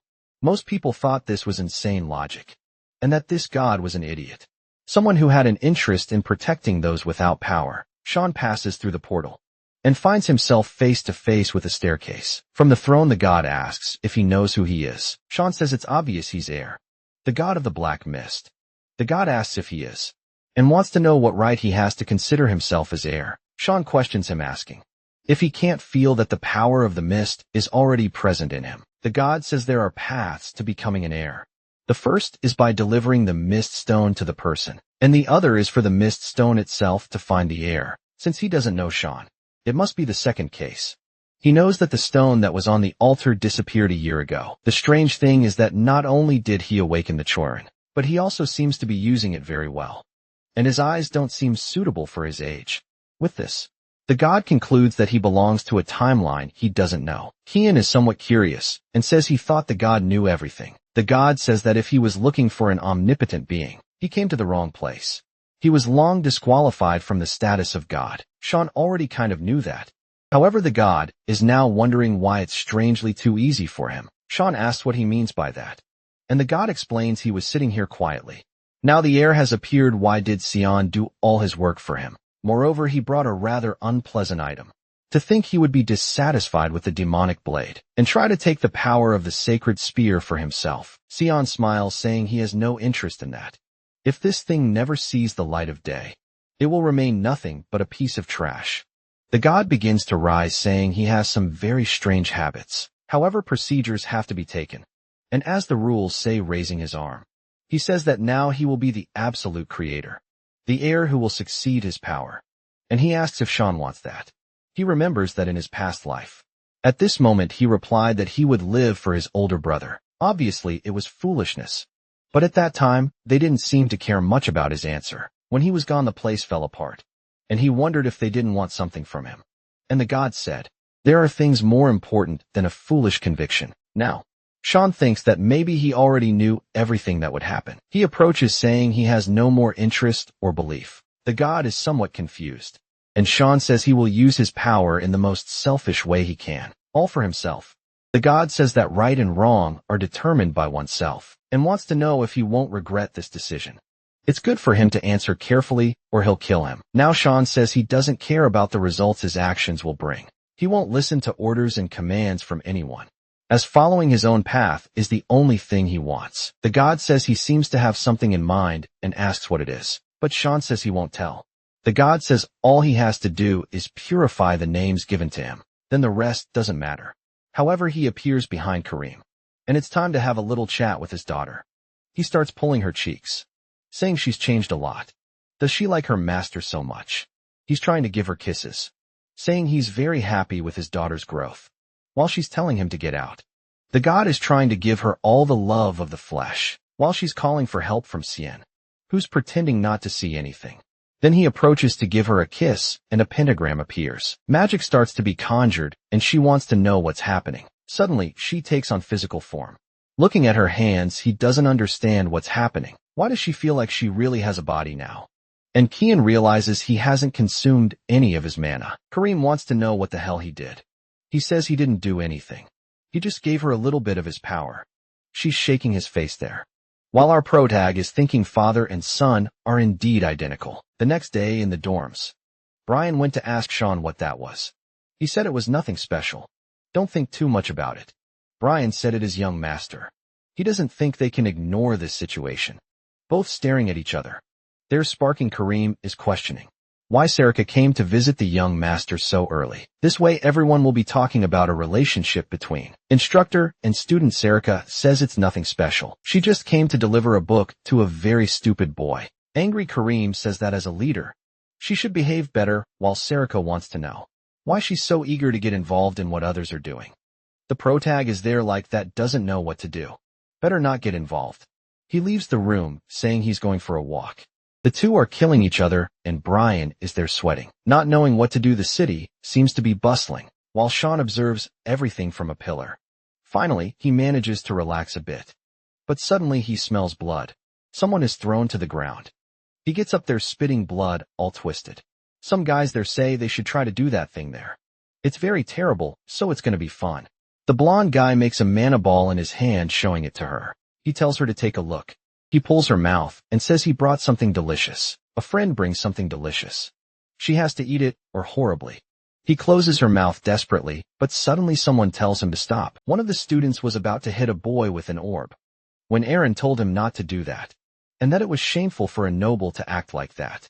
The blonde guy turned around and warned that he was the son of Duke Rumel Berry Rumel. And who she was, she introduced herself as the princess of the empire, Aaron Seville Rue. The guy smiled, saying it's her, and wondering who she was. The famous fifth company of the empire. Miss Aaron. He comes face to face, saying it's an honor to meet her. Aaron says she's not here to meet him, and that he better explain the situation. He's in front of her. The guy says it's okay. The best thing is to ask. The kid looks at him and says, he speaks up, he's kind of scared. Grabs him by the collar and asks if he's okay. Obviously, he says he's very fine. Nothing happened, Aaron says. It doesn't make sense for him to clearly hide and not be okay with his appearance. And the kid looks to the side, saying, he's fine, she should leave now. And they were just kidding. Ray starts laughing, asking if she heard that. Isn't it apparently he should be insulted by her? Aaron says whatever if she's taking this kid with her. But the guy grabs her wrist and says she's not understanding. She wants to know what he's doing. The blonde guy says the kid already told her to leave, and Aaron starts threatening him, saying he's holding the arm of an empire princess. The blonde guy laughs that it doesn't matter, since she's the useless fifth princess. But Shin was nearby and heard everything. And suddenly the guy took an aster from him and turned into a boy. Aaron blushes when she sees Shin, who was more curious about Rishmouse being that kid in front of him. Two people exchange blows in the Empire of Garum. Fort Klein. Sheen fought against someone. She was the most powerful swordswoman in his time. Reshmus Klein. Oh my heavens. I thought it was a boy. This here is the reverse surprise. Do you think it's a buddy or a big buddy? She originally belonged to the UCF Empire, but for some reason, she joined Guren's reign after graduating from the academy, and even changed her nationality. Shin defends himself from the throne attack. He's surprised when she jumps, cutting. He disappears and appears behind her. He gives her a hit in a warrior's spine that falls, crushed to the ground. I thought they were training, but in fact he killed her as an order from the Empire. The order was to kill her in a covert way, but she found him, and they had a sort of official duel. For him, there was no particular reason. He just saw her as an amazing person, as she reached the peak of swordsmanship without any backing, and didn't want to kill such a talented person without giving her a chance to fight. Friends are calling for Barrett while Reshmus is there. Somewhat shocked, Barrett starts to get up, asking why there are so many idiots caring about other people's business. He recognizes the kid as Sean Vert and says he heard rumors that he was on the front lines. Is he trying to get involved in their games? Sion thinks those games are not fun at all. Injecting mana orbs into people's bodies can cause their mana to collapse and the person to never use magic again. Sion asks if that's the game where you keep putting mana orbs in your mouth. He starts making one of darkness. Says he'll join too, but Brett starts sweating when Sion already created a janky Dama above him, asking what he's doing. Why isn't his mouth open yet? There he goes trying to put the big ball in the blondie's mouth. Back in the dorms, Resmus is beaten on the bed. Erin says they've taken care of the bruises, and she just needs to rest for a while. And she thanks them, saying she can't repay them. For some reason, Erin feels proud, saying that their dear Sheehan dealt with everything, so she doesn't need to worry. Sheehan thinks about all of Rashmus's bruises and finds it incredible that she hasn't fainted after so many fractures. She really deserves the title of the strongest swordsman. Suddenly, Rashmus asks if he knows her. Embarrassed, she says she noticed he's been looking at her a lot. Sean says he thought she was someone he knew, but forget it, and apologizes for making her uncomfortable. Erin is just watching what he says and observing the other one, who's now saying it's okay.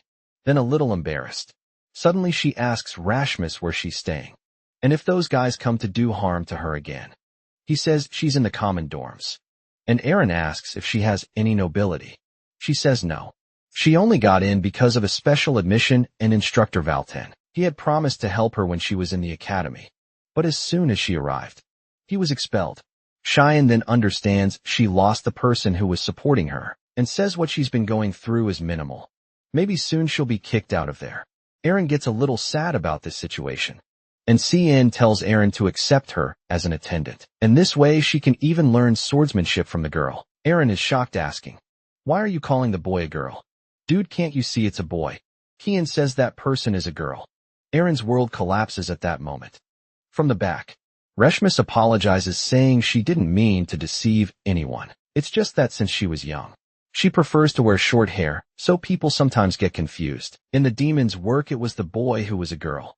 Now here it's the girl who's still a boy, but inverted. Erin apologizes, crying, saying she couldn't understand and doesn't even know how Sion noticed. Reshma says it's okay, she apologizes. Erin then asks what she thinks of Sean's suggestion, since it sounds good to her. If she joins, she won't suffer from others anymore. That way, she can focus on her studies and still live a comfortable life. Reshma asks what she could do for Erin. Erin says she's been feeling very lonely lately, and she needs someone around. Reshma then thanks her and says from now on, she'll be her attendant and will never bring shame. Erin turns around, saying she should thank Kian. Where's Kian? The boy's already gone. He knows from now on she can handle the rest. He knows why Resmus left the UCF Empire, and she probably wouldn't have lost mana control if it weren't for that bad beret. Now the person who was already the most powerful swordsman on the continent will have her mana intact. Probably will be someone difficult even for him to defeat. But that doesn't matter because his attention is now on something else. That thing Sarika personally delivered to him this morning. Her order, my first chance to help the association with the Kargan hand. He thinks that this is going to be quite difficult. For a first challenge, however, he remembers that when she handed it over, she said she believed in his potential. The problem is if the missions are already starting off this hard, he doesn't even want to think about what he'll have to do. In a few days, suddenly though, he hears something nearby and an explosion out of nowhere. Shin wonders if the monster has invaded the academy. However, what appears is a 3-meter-tall muscle head asking if he is C, and Verdi a bit embarrassed. Our guy just questions if the man knows who he is, and he answers yes. The man claims to have the level of a magic one, but a physical level of S. And he knows very well that Sean Verdi is the youngest in the Verdi house man. This guy's name is Seth Shaharkin, and he's 11 years old. I'm just like Sean. Not understanding how an 11-year-old kid has so much muscle and is so tall, Seth starts flexing his biceps, talking about what he's heard about Sean's exploits. From killing creatures to surviving an encounter with a dragon. He also heard that the boy received an evaluation of a rank S physique. something even he himself couldn't achieve. And that's why he wants to challenge him to a fight. That's when Kian seems to recognize this guy. All because of the mark on his chest. It represented Spain, which was his sand empire. And this guy apparently is his prince. This country is located in a desert to the east, and in his past life, Spain's entire army revolved around one single person, a prince, who on his own made it impossible for any army to conquer Spain. That was a nation that carried the pride of never being conquered. However, the prince suddenly declined. He ignored his health so much and focused so much on training, but he ended up dying from a random cold. Wow, what an epic story. What Xian never imagined was encountering the prince of this city here. He's certain this didn't happen in his past life. And now it's going to be trouble. However, he decides to respond by asking if the guy wants to fight now. Seth says yes, claiming it's the only way to determine who is the strongest man. Boy should know he won't accept a no for an answer. However, that's exactly what Sean replies. And Seth asks why the protagonist explains that fights like this must be approved by the academy first. They'd have to go to the office and send in a formal request. Death immediately wants to know where this office is, so they can go there now. As soon as Sean tells him, the guy runs off saying he'll be back soon. Our boy thinks the guy is all muscle really. After all, the office is in the opposite direction, but he doesn't need to mention that. Not to mention, there's no such thing as a training request, but he'll let the guy figure that out on his own. Oh, poor thing. Completely fooled, the scene then shifts to the city. Hooded man tells Lord Zickerman that the product is ready. The man tells him not to stand there, and to notify all the clients immediately. Zickerman Albus was one of the 3 richest men on the continent. Publicly, he's known as a philanthropist, generous with his donations. But in reality, he's trash who forces relationships between species. This is because he wants to create new, mixed races to sell in the black market. Zion is already watching while hearing the man say that today, the best product he ever imagined will be born. Now Zion's target is confirmed. It looks like this will be easier than he thought. However, as he picks up Kareem, she says she's sensing a complex energy. He's confused, and she says the target seems to be hiding something. Zickerman then stops in front of the cell and says he finally has some peace and quiet. He tells his money factory to sleep well. But that's when he notices a strange black mist around him. Someone behind him strikes. The first headless one falls to the ground, and the knight asks who's there. Desperate Zickerman yells for someone to kill whoever it is. Sion rushes toward the man and lands a blow that makes him drop his sword. Another strike behind the knee, and Kareem is already at his neck. Before the man can say anything, he's already taken down. This one doesn't hesitate. Zickerman starts screaming, asking when the rest of the knights are. Sean simply says he'll find out soon enough when he joins them. Although he had hired a lot of people, they were useless, dragging himself on the floor. Zickerman asks if he wants money, but Sean just cuts his hand and says he already has enough of that. The fool falls to the ground, and Sean calls him by his name. He says he will be punished for the inhumane things he's done, and for his participation in the slave market. That alone is reason enough for him to die. But since he's feeling generous, he'll give him a minute to repent for it all and free himself from the pain. Zickerman, however, crying, says it doesn't matter since he'll be killed anyway. He tries to explain that all they're doing is earning a living. The real culprits are the people interested in buying the goods. Kian simply says his minute has passed, and he didn't even repent. He activates the 8 stances of the Black Mist and starts a sequence of attacks on the back. Now that the main part was complete, he could take a look around. As he approaches Miss Sarah, he asks Kareem if this is the place, and she says yes. She was sensing 2 combined energies. He then cuts the barrier and seems startled. On the ground, there's a girl holding an egg in her hands, but she already looks dead. He says there's nothing special, just a girl. However, Kareem tells him to pay attention. In her arms, she was holding a dragon egg. Now we're back home. Yelkin asks where he got that, and our boy just plays it off, saying he found it somewhere. Obviously, the guy doesn't believe him and asks, what kind of nonsense is this about finding it? But Sean is more worried about whether that guy was really going to sell something as dangerous as this. And who was the buyer, and where was it supposed to be delivered? Yelkin then asks what they're going to do if this thing suddenly hatches and turns out to be extremely dangerous. But Kian responds not to worry, as a dragon is a mass of energy that needs certain attributes. The egg would only hatch if they continually injected it with the correct attribute of magic. But just as he says this, they hear a crack. Both turn to see that the egg is starting to hatch. With this, the fool realizes he really screwed up. A light starts emanating, and finally the egg cracks out. It comes a little girl, right? What did you think was going to hatch? An insane dragon? No. Of course it had to be a loli. Yelkin is freaking out, wondering what they're going to do. But Kian is more impressed that it's a mixed race, and the fact that she's half human makes this a much bigger problem than he imagined. The little dragon girl is smiling at him, even giving him a hug since he was present at her birth. He starts imagining that maybe she thinks of him as her dad. Suddenly someone nearby laughs. It's Kareem, who says it's ironic that an 11-year-old boy is now a father, but Sean says it's all her fault. We then see the moment he picked up the egg and asked if they should really take it. Kareem said yes, because it could fall into the wrong hands. Our boy was afraid of it hatching, but she assured him that a dragon egg wouldn't hatch without the right energy or a mother. Back in the present, she says, this just proves that anything can happen. Our boy asks what that nonsense was about the egg not being able to hatch without a mother, and she replies that's why she said anything can happen. But this business about a mixed race was truly curious. The very existence of that creature was dangerous. The protagonist knows this.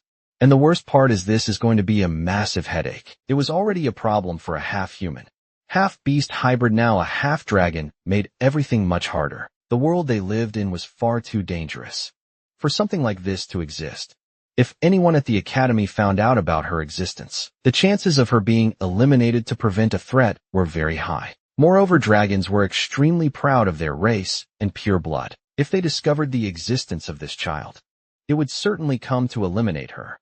This makes him wonder why he would take on such a huge risk if she was destined to live such a hard life. Maybe it would be better to end it.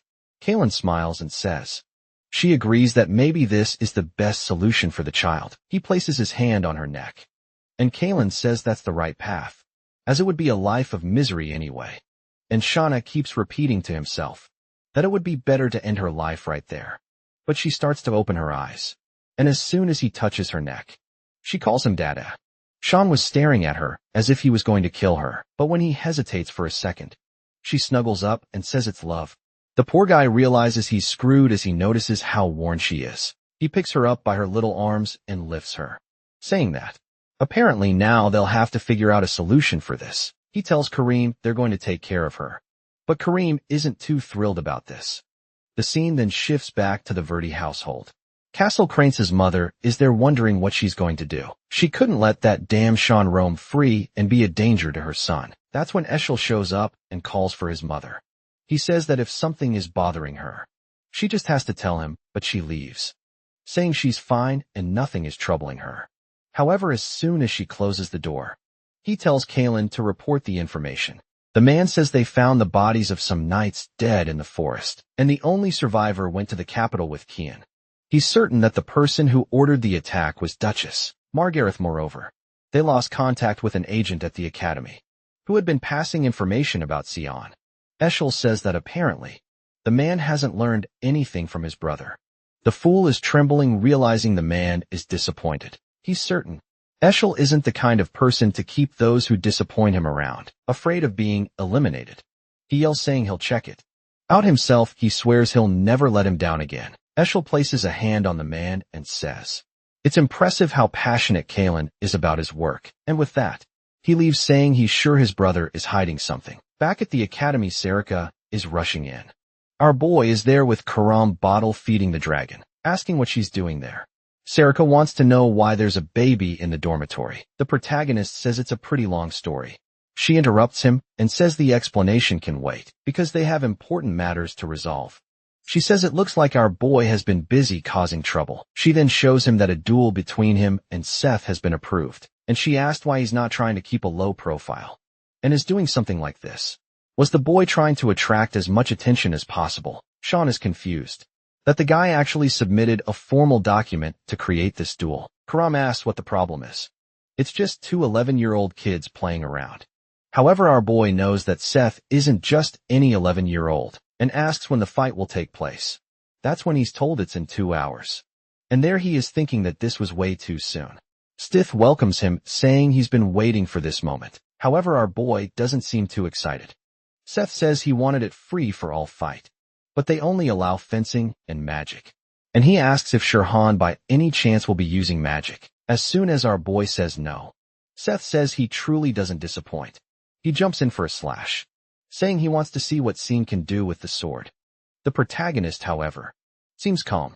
He's just thinking about how fast this guy is considering his size. But attacks that rely purely on physical strength are easy to avoid with a simple sword movement. Seth's attack is deflected to the ground.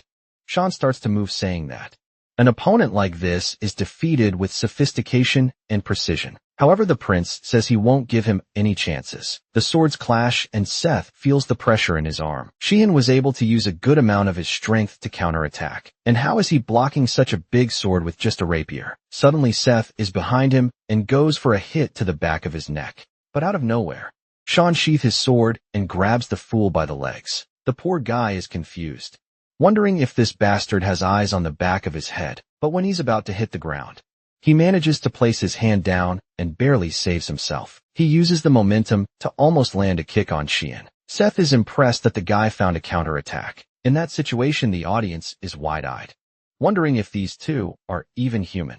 Seth is just smiling. He starts laughing, saying that he really was defeated with the sword. But now he's going to put everything on the line and do whatever it takes to win. Sean says he's looking forward to it, but he's thinking this is going to be exhausting.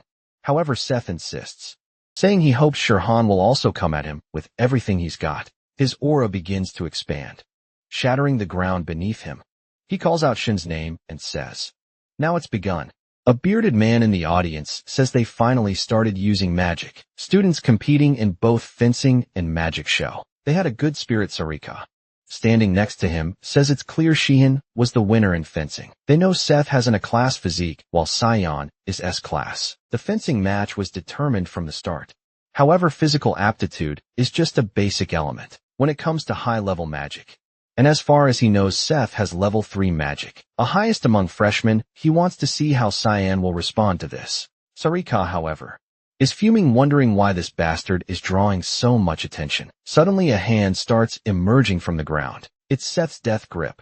He prepares a punch, and Shine realizes it's time to use magic. He easily dodges the first attack. However, he seems to trip over something in Seth's movement, who warns him he won't escape. A sequence of attacks continues coming his way, but he easily avoids them. Seth then activates Desert Fawn. A mound of sand erupts from the ground, and suddenly it seems Shirhan is surrounded. He knows Seth has at least 3-star magic. The poor guy took a Gara Classic, but as soon as the smoke cleared, he was perfectly fine. One of the things he realized is that Seth would easily use level 4 magic. The problem is that defeating him would put him in a complicated situation. Seth then asks how long Sion plans to keep dodging attacks. Obviously, Shirhan wonders if Seth expected him to just take a hit to the face. Angry Seth says Shirhan is just a student, and a warrior should never run from their destiny. Confused Shirhan says that as far as he knows, both of them are students. At that, the idiot starts going crazy and activates a sandstorm. The old man is watching closely while Sarika looks scared, wondering why he's using level 4 magic. Seth sends an attack towards Cian, saying he wants to see if he can dodge this one. Our boy just stands there and says fine, I'll take this one. Meanwhile, someone grabs the bottle.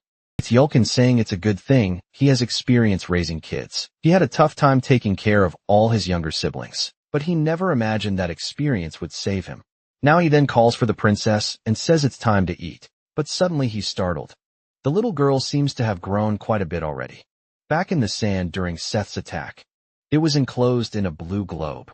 However, the globe was starting to crack. Oh, I get it. It was protection so that no one else would get hurt during the battle. But now it's breaking. Oscar, the one responsible for the barrier, can't understand how a student is doing all this.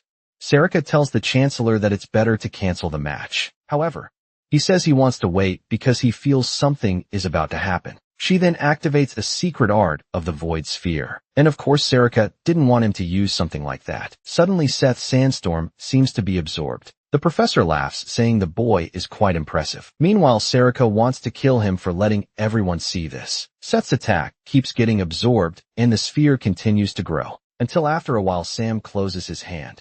The fool is left confused, not understanding what just happened. And the people in the audience wonder where all that power disappeared to. No one has any idea what that black energy sphere in the middle of the arena was. Scene asks Seth if he still wants to continue. But the poor guy is exhausted. He falls to his knees saying he can't believe he lost. He lost in fencing and lost in magic. At that moment, he was pure depression. Poor Sean starts feeling bad for crushing the guy's spirit, but then Seth punches the ground and says, it's fine, he was getting tired of beating weaklings anyway. Now his motivation to keep training is restored. He then extends his hand and says, he's forward to training with him again. And next time Sean will have to accept the challenge. Sion, of course, says no, he's not interested at all. The scene shifts to Sion, talking about how dragons develop faster than other creatures. But overnight, it seems like the child had turned 6 years old. The girl is already welcoming daddy. Kian knows that at this rate, she'll soon be his age. He tries to explain that he just took his eyes off her for a second, and suddenly this happened. Man, he knows it's going to be tough to raise her there.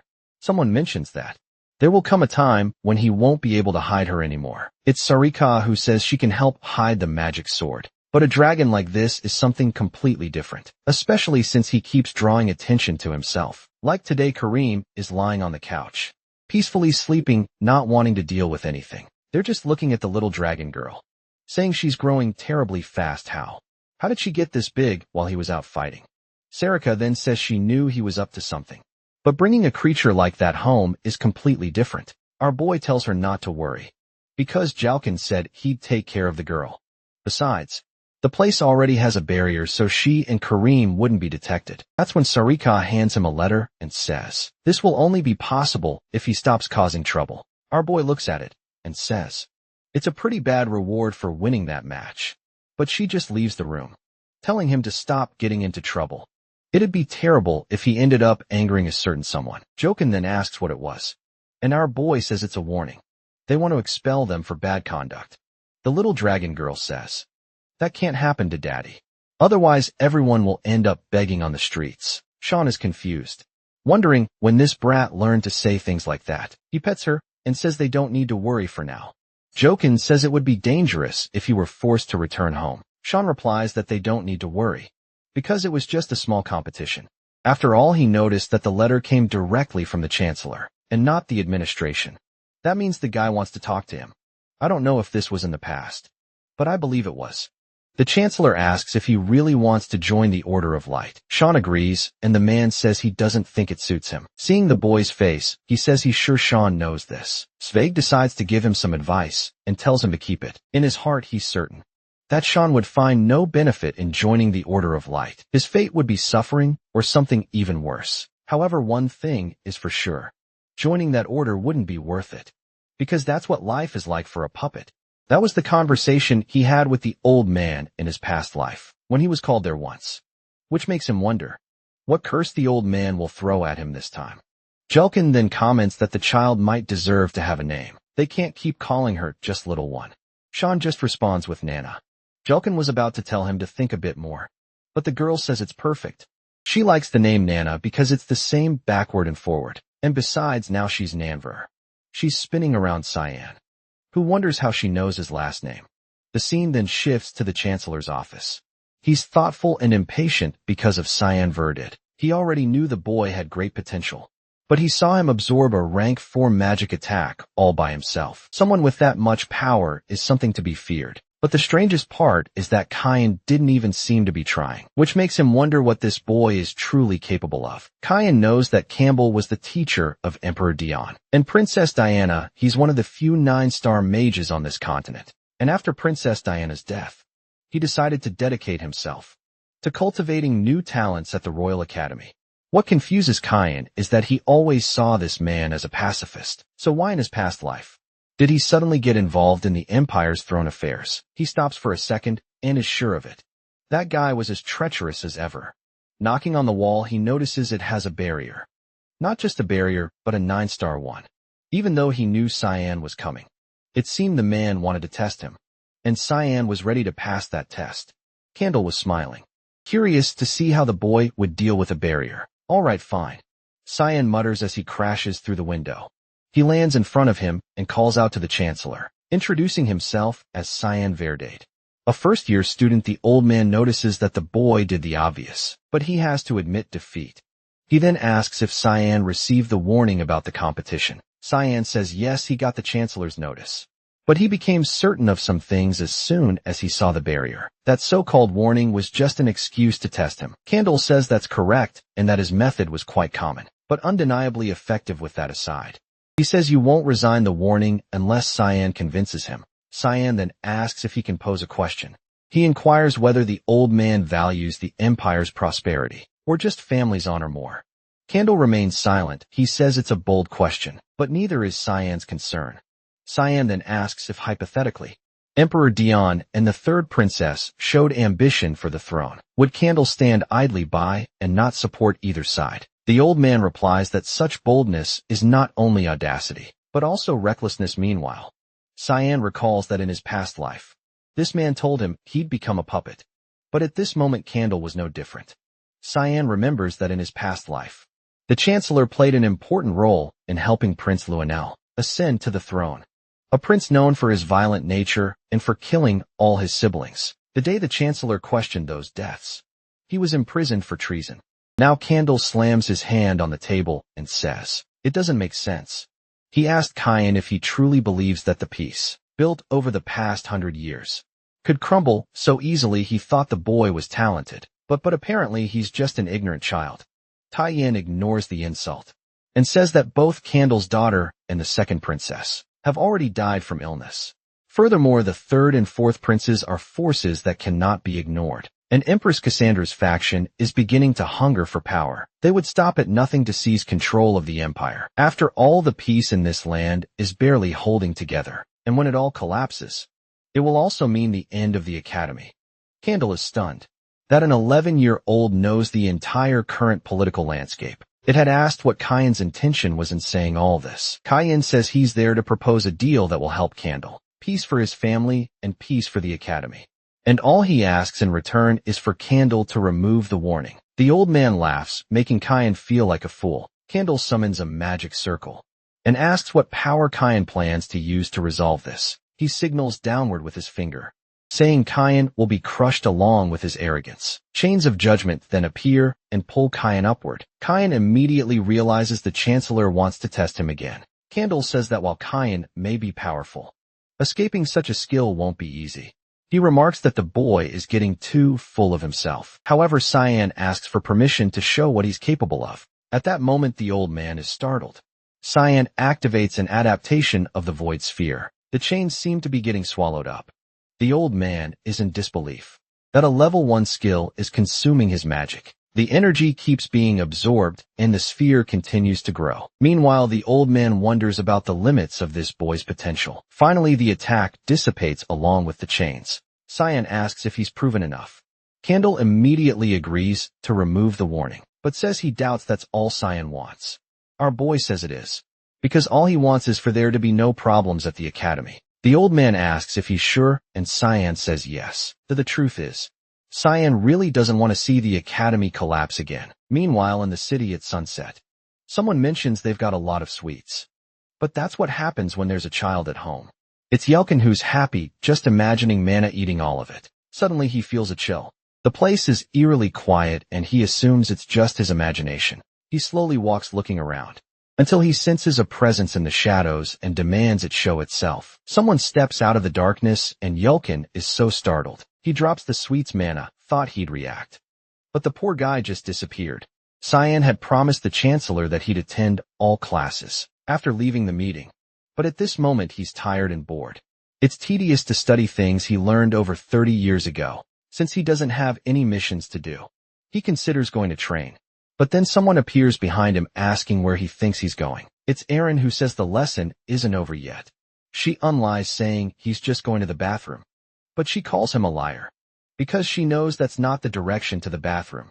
Meanwhile, a guy named Rezimus is standing behind her, calling her Lady Iron. Our boy then asks if she's allowing him to address her by her personal name. She tells him to stop changing the subject, but says yes, but only in private. However, she wants to know why Cyan is still so formal with her. Our boy responds that since she's royalty, and he's just a simple citizen of the empire, he can't be too familiar with her.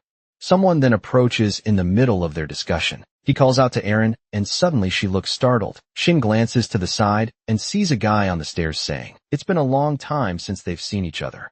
It's brother Fabian and brother Narobian. Apparently someone likes being iron.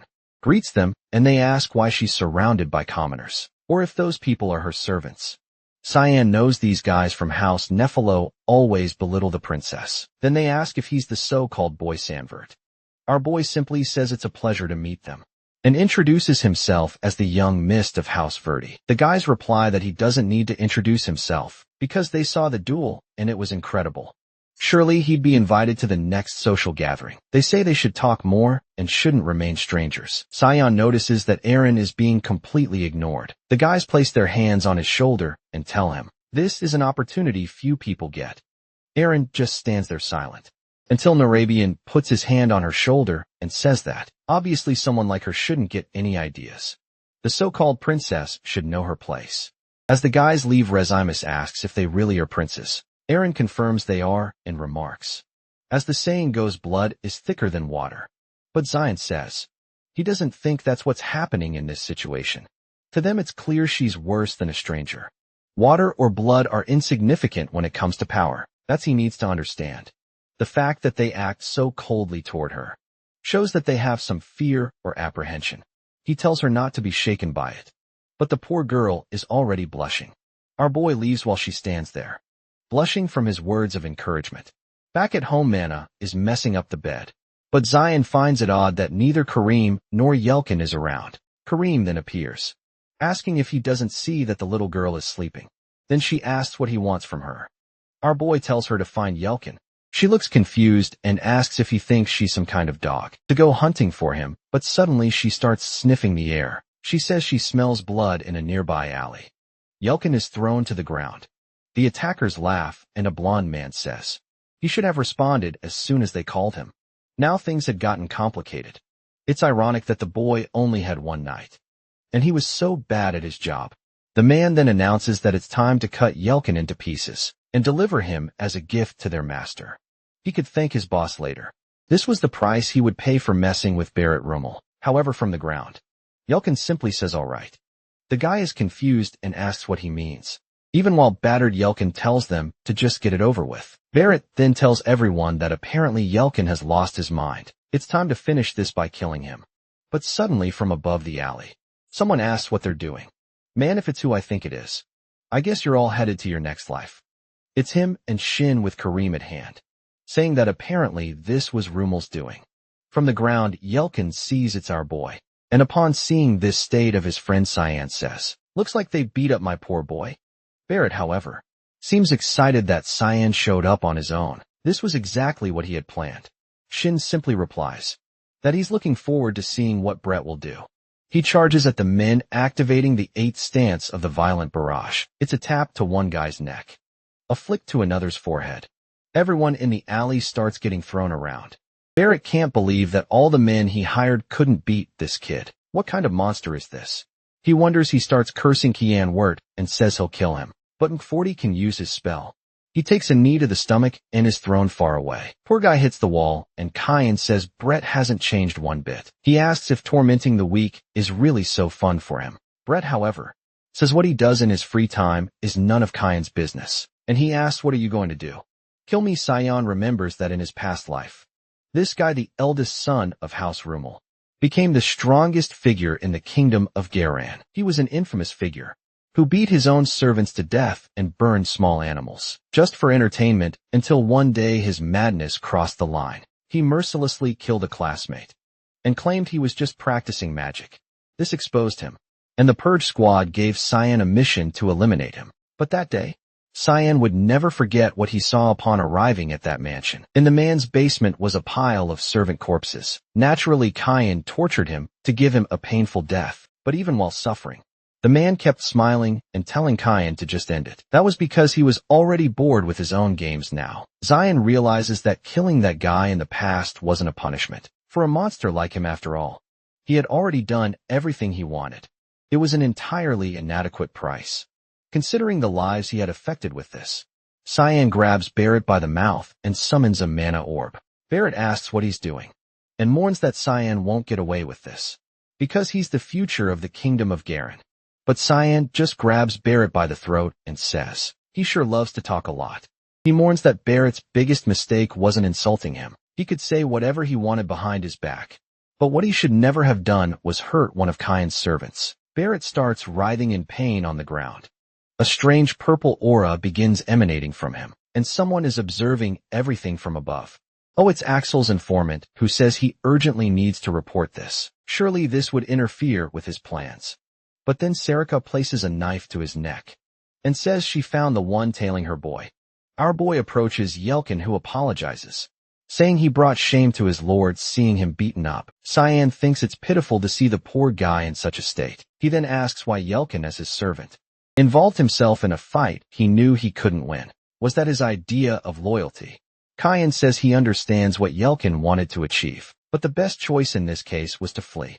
He didn't meet Yelkin to risk his life in the name of loyalty, so he shouldn't do anything so reckless again. Poor Yelkin, broken and defeated, simply apologizes our boy, then says the leader can show themselves. Suddenly a group of Purge squad members appears, asking if it was that obvious. Cyan says it's obvious when so many people show up together. Then Sarika appears saying she brought a big present. She throws Kellen to the ground, and Cyan immediately recognizes him as the one who had been following him recently. She seems impressed that Cyan already had information about him. He says he kind of already had an idea. She responds that, as always, he's highly capable. Not only is he far stronger than any other assassin of the Mist, but he's also able to negotiate directly with the Chancellor. In addition, he has the mental fortitude to wield the magic sword. He truly deserves the title of successor. But the problem is he keeps causing trouble. Cyan just replies that he took note of all that, but he warns that he will always refuse to be just a victim. Whoever harms those close to him will be crushed. Sarika interprets this as him saying, help protect those around him, and says she understands. She then says she's leaving and trusts the successor's decisions. But before that, she reminds him not to forget to deal with that person. Kellen then asks what Cyan plans to do with him and if he's going to kill him. But Cyan says he's learned that death is too easy. Kellen says that if Cyan thinks he's going to talk, he can forget it, but Cyan replies that he already knows. Kellen is the right-hand man of Eshel. The poor guy is left wondering how this brat already has that information. But Cyan remembers Kellen very well from his past life, always by his brother's side, and the envy he felt when they were close during the wars. However, considering everything, Kellen really is a problem. Perhaps the best option would be to kill him now. The problem is that doing so would send certain information to his brother, which means it's time to use this guy to execute his plan. Kellen, desperate, asks what Cyan is doing. Cyan activates a psychic clone creation.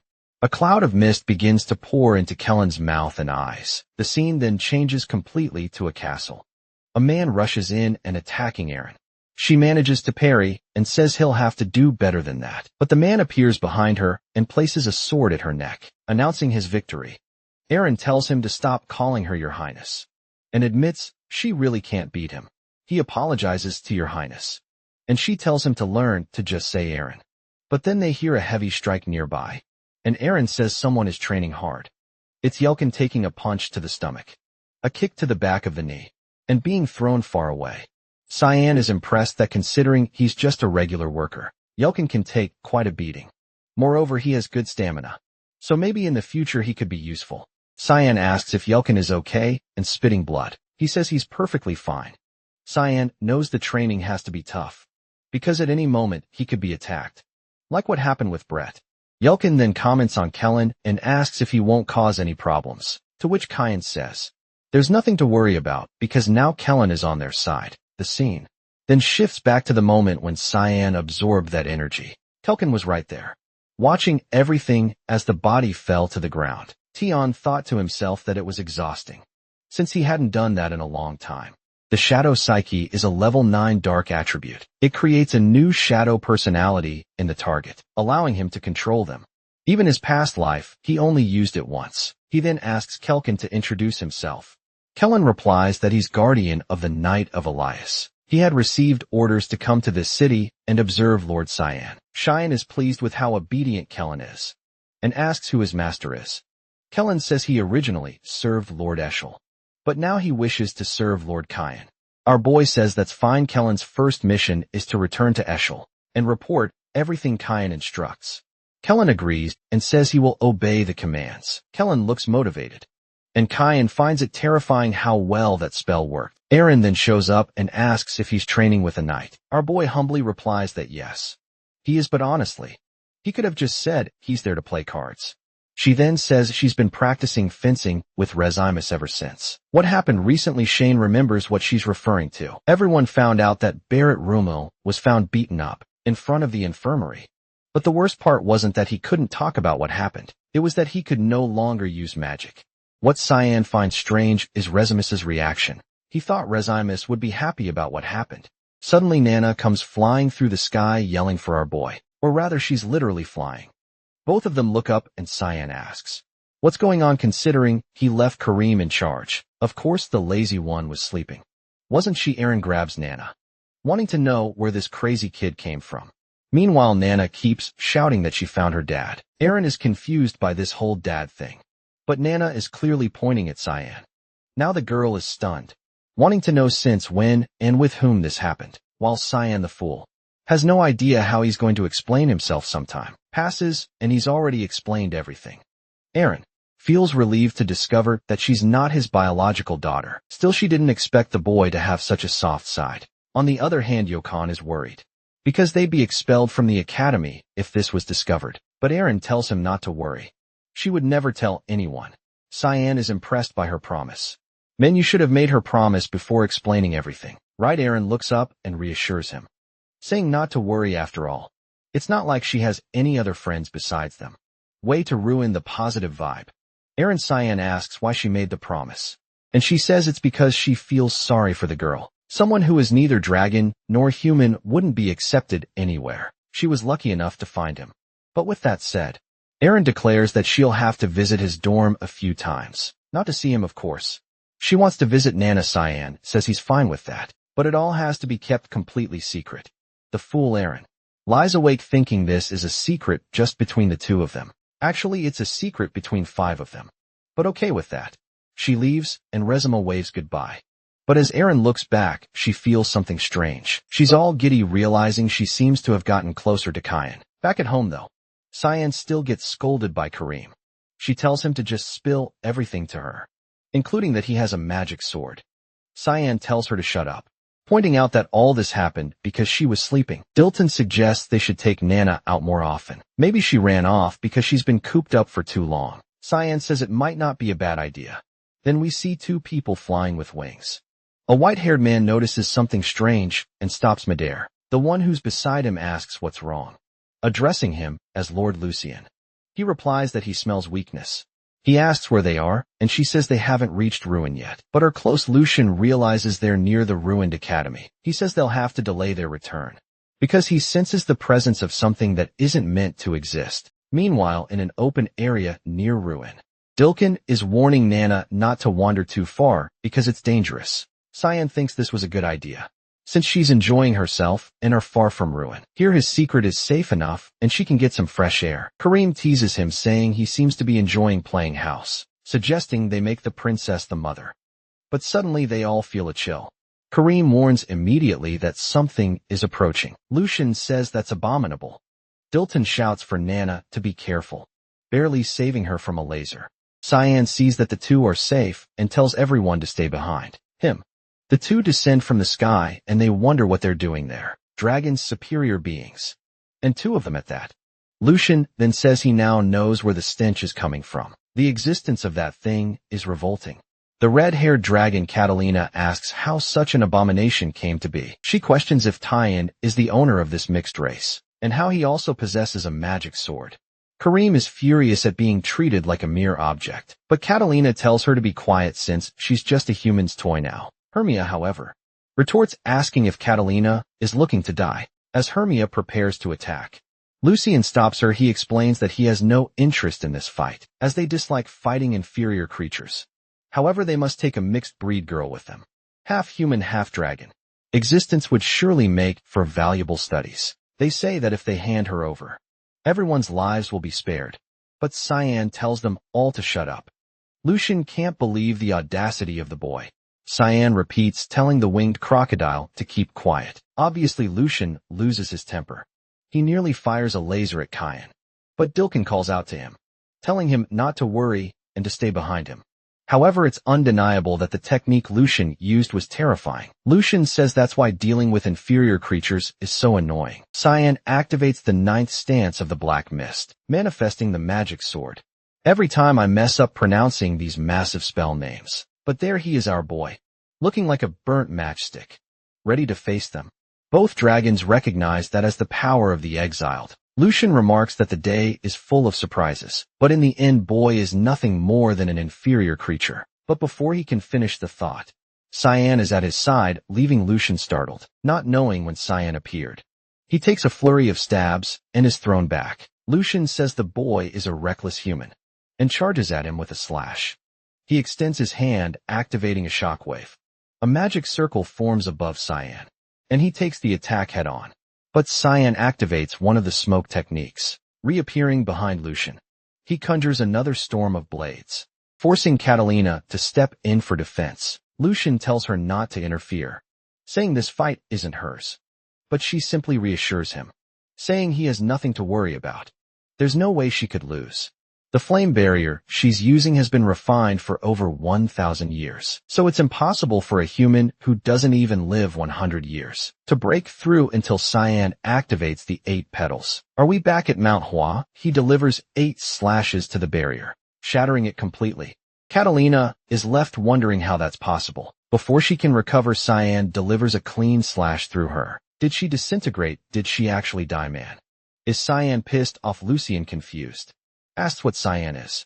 Someone with mere powers of the mist shouldn't be this strong. He demands an answer, but when Cyan doesn't reply, Lucian says that in that case, he'll treat him as a serious opponent. Cyan notices that Lucian is activating the polymorph ability. From the magic circle, the dragon begins to emerge. The man is reverting from his human form to his natural one. Sharp eyes, massive wings. The beast is here. Lucian lets out a deepening roar in Cyan's face. But Cyan leaps towards him, saying he knows this is the moment when Lucian is most vulnerable. He's already above the dragon's wings, and Lucian wonders what he's thinking.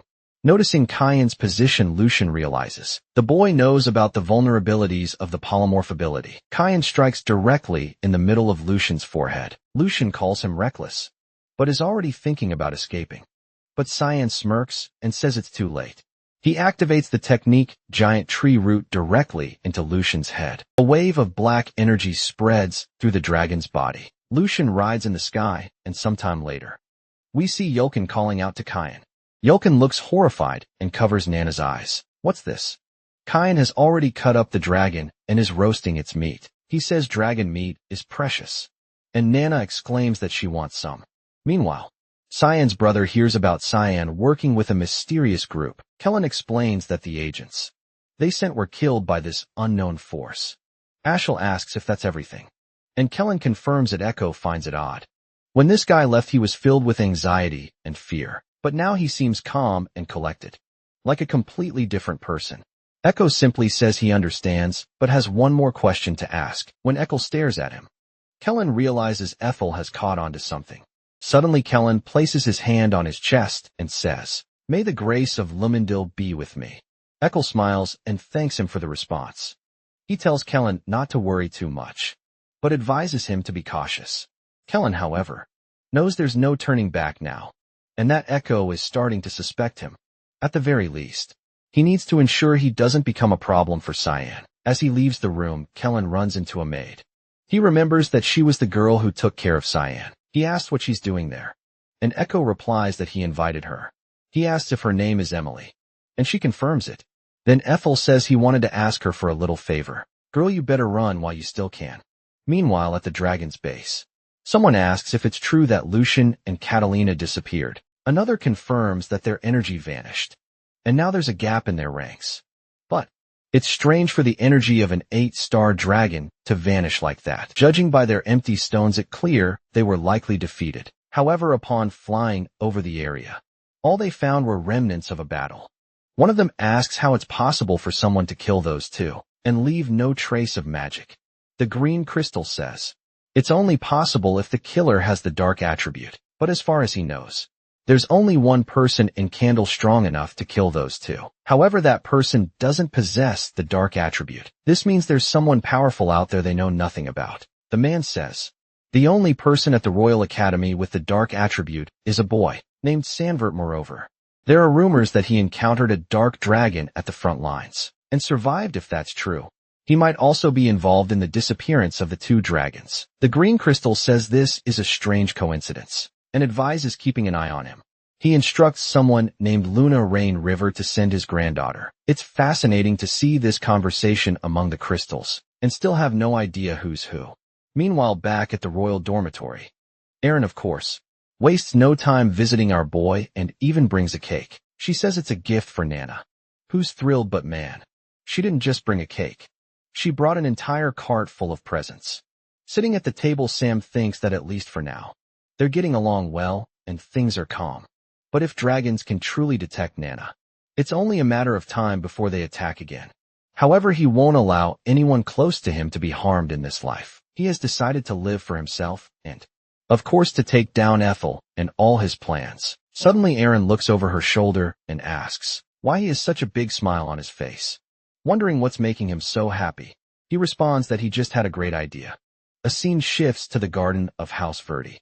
Someone says it's the first time they've seen him since graduation. It's Prince Luvinal Sevelos who comments on how great Ethel looks. Fool replies that it's all thanks to His Majesty. The prince then tells him to stop wasting time on the outskirts. He's heard that Ellie is moving across the continent. Ethel smiles and says he's very concerned about what she's doing, but the prince asks if he isn't worried that she might be a threat to him. Axel, irritated, asks if the prince isn't lacking discretion, but Sevelos says there's no need for discretion between the two of them. He then asks if she isn't his brother, explaining that his father is interested in the boy and is even considering marrying him off. To Erin, he doesn't understand why Ethel would care about this, considering that girl is useless. Akel, however, tells him not to be so quick to judge. She might gain some influence and interest. Becoming useful, the prince replies that he likes how productive their conversations always are. Their relationship is quite peculiar, huh? Might as well end with a kiss. The prince even offers Ethel a glass of wine, but Ethel notices that the prince's knight seems to be someone new. He's never heard of. The prince explains that it's a gem he found while passing through the slums. Ethel examines the man and remarks that even among gems, this one appears to be of the highest quality. The man introduces himself as Boris Leholman, offers his services suddenly. 2 years have passed just like that. She had mentioned that he kept a low profile. And just as he felt he had adjusted to the academy, that's when Ellis returned.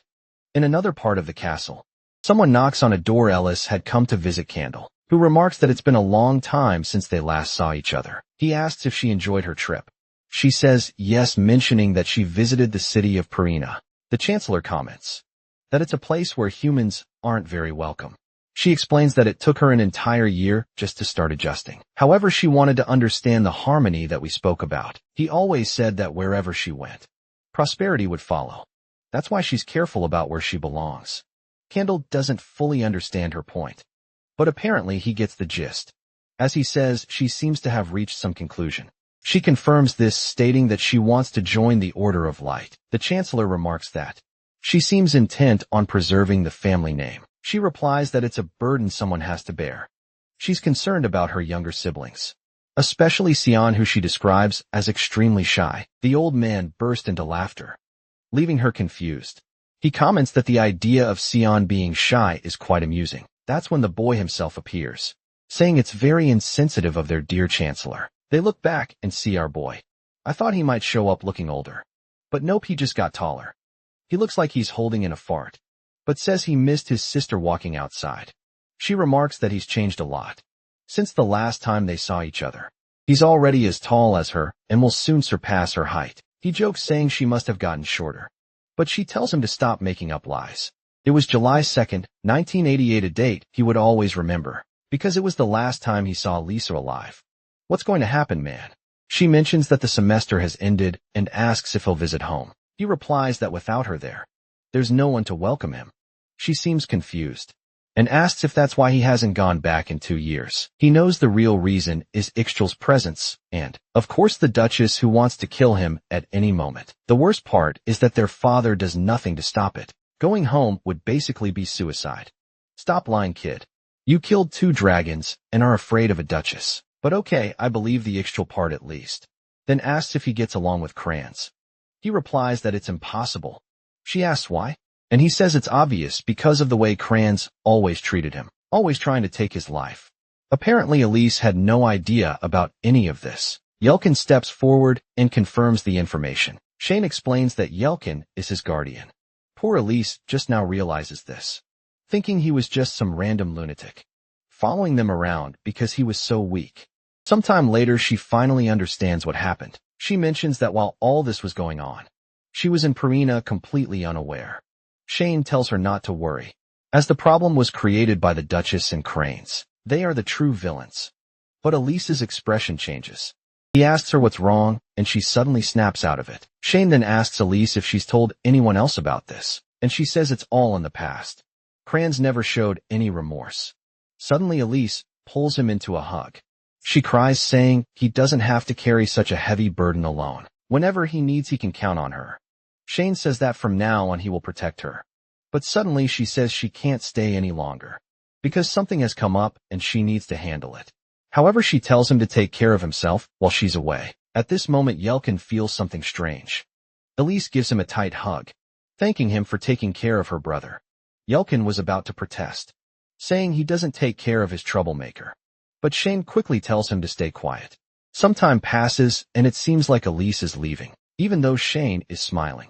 He knows it's been a long time since he's seen her this serious. The scene shifts to the past where Cayenne is taking hits from a sword. It's Krantz, asking if he's already tired and calling him a motherless bastard, ordering him to get up. Shane, frustrated, says there's no need for him to say such things since he's already won. But he takes another hit to the face, and Kranz tells him to shut up. The beatdown continues until someone appears and tells Kranz to stop. It's Elise who demands to know what he thinks he's doing, and orders him to apologize to Cyan immediately. Shane knows from the look on her face that this is going to cause chaos at home.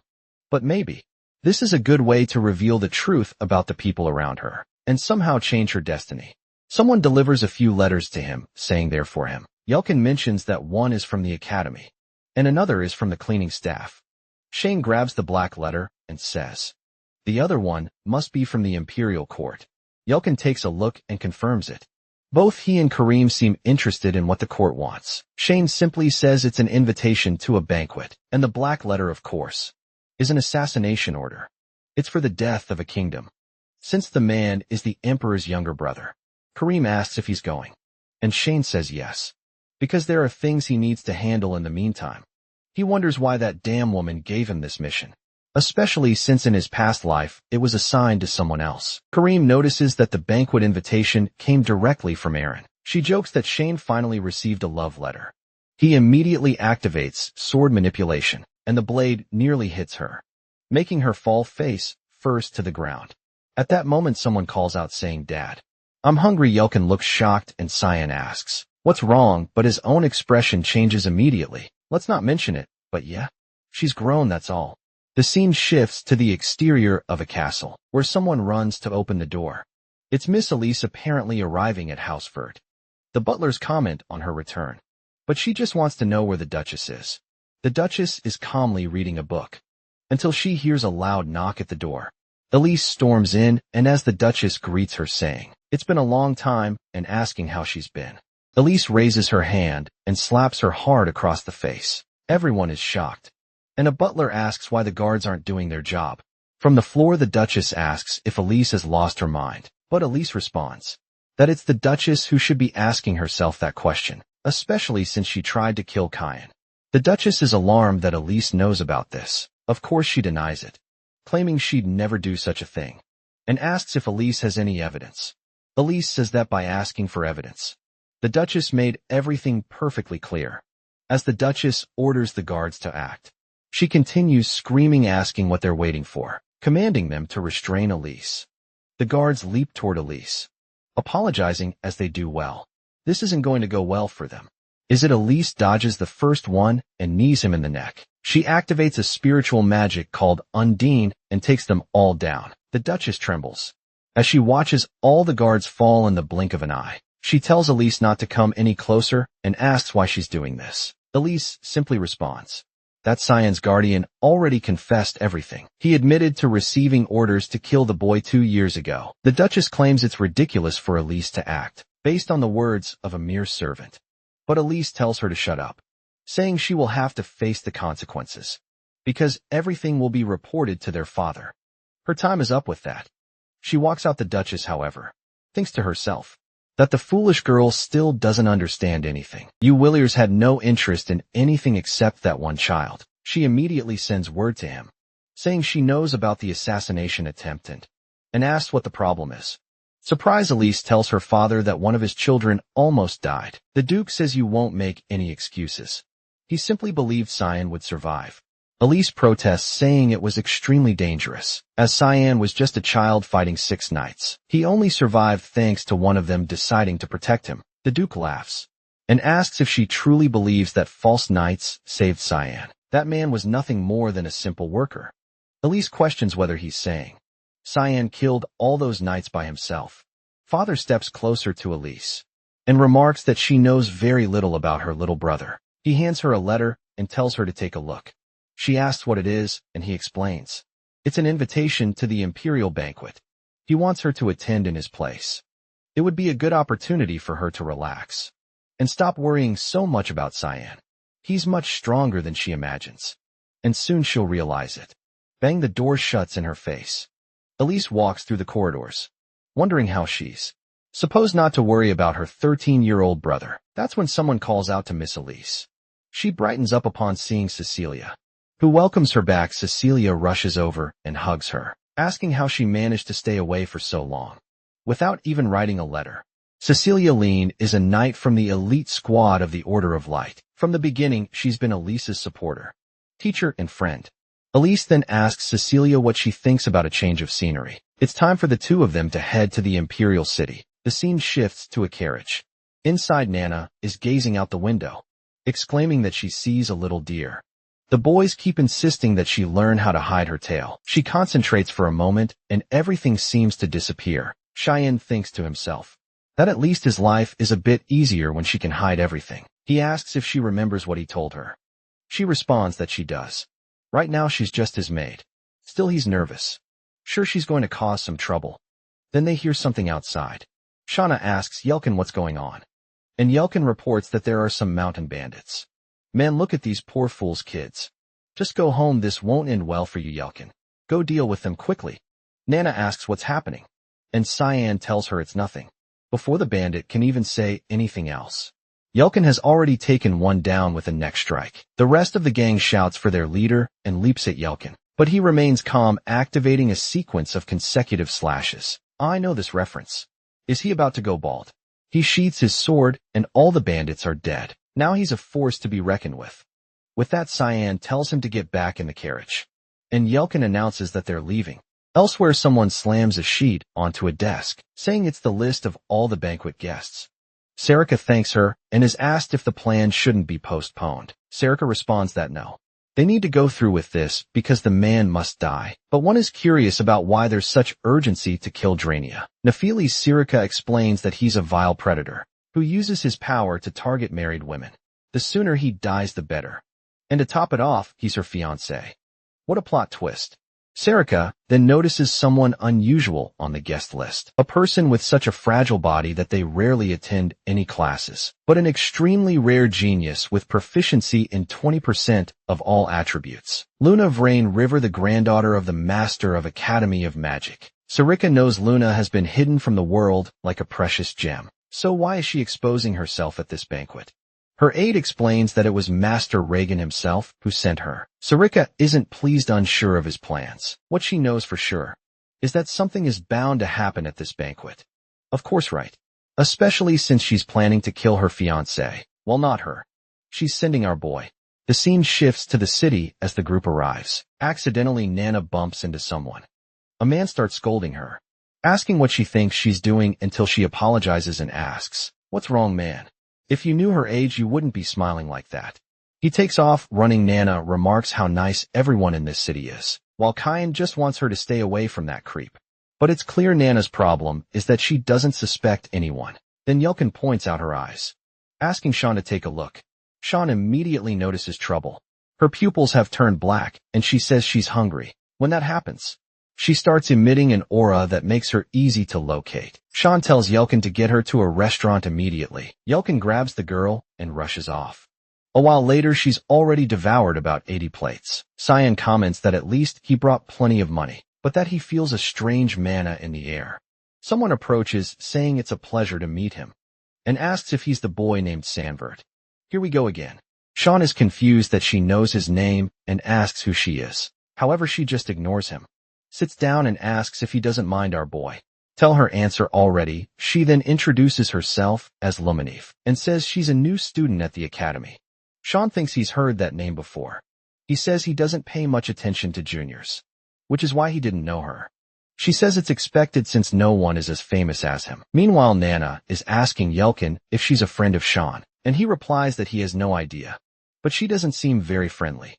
Luminev remarks that it seems, given he's hanging out with a knight, he must be an employee and is quite close to both. He had a much more caring personality than she imagined. The protagonist just responds that he sees no reason to eat separately from them. However, he's already noticed that even though they just met, she's praising him way too much. So what's her real reason for getting close to him? At that moment, Luminev asks if he's going to the Imperial banquet. He says yes and asks how she knows that. She replies that it's obvious. When someone from the academy comes to this place, she says she's happy to know they'll meet again at the banquet, because she's also invited at that moment.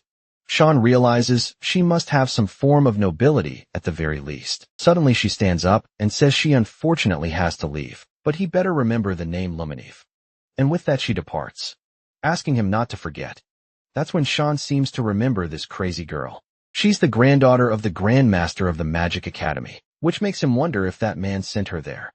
He remembers that in his past life, Luminev died extremely young while still a student in that place. Some said it was because her body was very delicate, but others were sure it was due to the experiments she endured at the Magic Academy. The problem now is that he's getting involved with a lot of people he didn't know in his past life, which means things are going to change even more in the future, and it also makes him wonder why it seems like so many people are involved in this banquet. Sometime later, Rin is fixing her hair. She looks at Razumis and asks how she looks.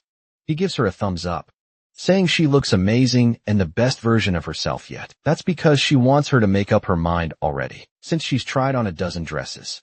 But she grabs another one, saying she's still not satisfied. Razumis then says she's sure Sean would already like this one. He turns around asking what her dress has to do with Sean. Razumis just replies that it's obvious, since she was the one who sent the invitation. The poor girl is blushing, not knowing what to say, until the maid arrives with a gift from Prince Lunel. Rin seems a bit confused, since it's not like her brother to do something like that. Meanwhile, Razumis is praising it, saying Scene will surely think it's wonderful. Time passes, and we finally reach the much-talked-about banquet, full of nobles walking around. Our boy is leaning against the wall with his hands in his pockets. Looking cool, he looks to the side and says that if Kellen is here, it means Estelle has also arrived. Kellen confirms this and says that at the moment, he's with Prince Linnell. However, he has something to say. Kian asks if something happened. Kellen just says he has a bad feeling that many people will be in danger, including himself. That's because Estelle ordered him to leave the Imperial City. Before the banquet began, he said some things would happen, but they'd be for the greater cause. Kian wonders if Estelle was behind the bloody banquet back then. Kellen says he's afraid for Kian's safety, who tells him not to worry and to leave the city. However, Kellen questions whether it's really safe for him to stay there. Sean says it is and tells him to leave immediately. With that, Kellen retreats. Meanwhile, Sean thinks that this whole small mess is clear. Estelle was a far bigger scumbag than he imagined. Kareem asks if by chance he's concerned about the lives of innocents. He says not really. He just finds what that guy is doing amusing. But more importantly, he'd have to postpone today's assassination. At that moment, Kellen activates a psychic resonance and tells Sarika that her dress looks great. Well, I agree. Then he informs her that today's death will have to wait. She asks why, and he responds that he received new information. This place is going to turn into a pool of blood. He can't explain because they're out of time. And for now she should just keep an eye on what's happening. She asks if he's sure and if the source is reliable. He says he's very familiar with the person who might be behind all this, and is now certain, but she doesn't need to worry, because maybe her disgusting fiancé will also be one of the victims. She blushes and asks how he knows it's her fiancé. He just turns around saying he's off to work. But then from behind Ellis calls out to her. Sarika turns confused and sees her looking stunning, saying she missed her master. Sarika asks what she's doing there, and Ellis says she came to clear her head. But now she's worried since Ellis will also get caught in this mess. That's when someone approaches, saying they see two beautiful flowers before their eyes. Clearly this is not someone Sarika wants to see. It's apparently her fiancé, the beloved Drainian Nephilim. Yes, from his smile, it's obvious he's not a good person. Meanwhile, our boy approaches Yulkin and says he has a job for him. Yulkin pounds his chest, saying he's ready for duty. Cheyenne tells him to cut it out, thinking Yulkin is way too confident these days, maybe drinking dragon blood. And all the training has turned him into a true warrior. He then tells him to go to the aqueducts and keep an eye on the area. However, Yelkin says he's scared because it's too dark, and Cheyenne immediately takes back that comment about confidence. He orders him to go right away and stop making excuses, but then Yelkin tells him to look behind him. Someone extremely suspicious was watching him. Immediately Cheyenne moves to attack. Saying he'll handle it, he grabs hold of someone, only for Cheyenne to shout at him to get off. It was poor Emily who had been squashed. Poor girl. The scene then shifts to someone descending a staircase, carrying a torch. They reach the lowest level and announce that the time has come. They call for all the servants to rise. Back at the banquet, Erin is there, angry that someone hasn't shown up. She touches her necklace, thinking she should have expected this from him. But that's when Yelkin introduces himself and says, "It's a pleasure to meet her." Erin immediately recognizes Luna of Rain River. Luna says she's honored to be remembered by royalty. Erin smiles and says she'd never forget a prodigy from the kingdom of Gurren as the voice of the empire. She welcomes Lunaf to the banquet. Lunaf Rain River compliments Erin's kindness and says it would be great if Cheyenne could see how nice she is. Erin, a bit confused, asks if Lunaf knows Cheyenne. Luna of Rain River says she spent some time with him yesterday. Erin becomes confused at the thought of them being so close, but instead of just thinking it, she accidentally says it out loud. Luna of Rain River smiles and says it's as she suspected. She teases that Erin has a crush on Cheyenne. Before Erin can react, someone screams. The two of them look to the side as a woman tries to alert the guards, but is struck in the neck. The two are confused, wondering how someone got in, because there's an assassin inside the imperial palace. The masked man looks at her and says, "The princess has been located." The scene shifts to Nana introducing herself to Emily, who is shocked. She falls to her knees, devastated to see that the new maid is younger and prettier. She asks Cheyenne if she's being replaced, and Cheyenne says no, but he's more curious to know why Eshel brought her there.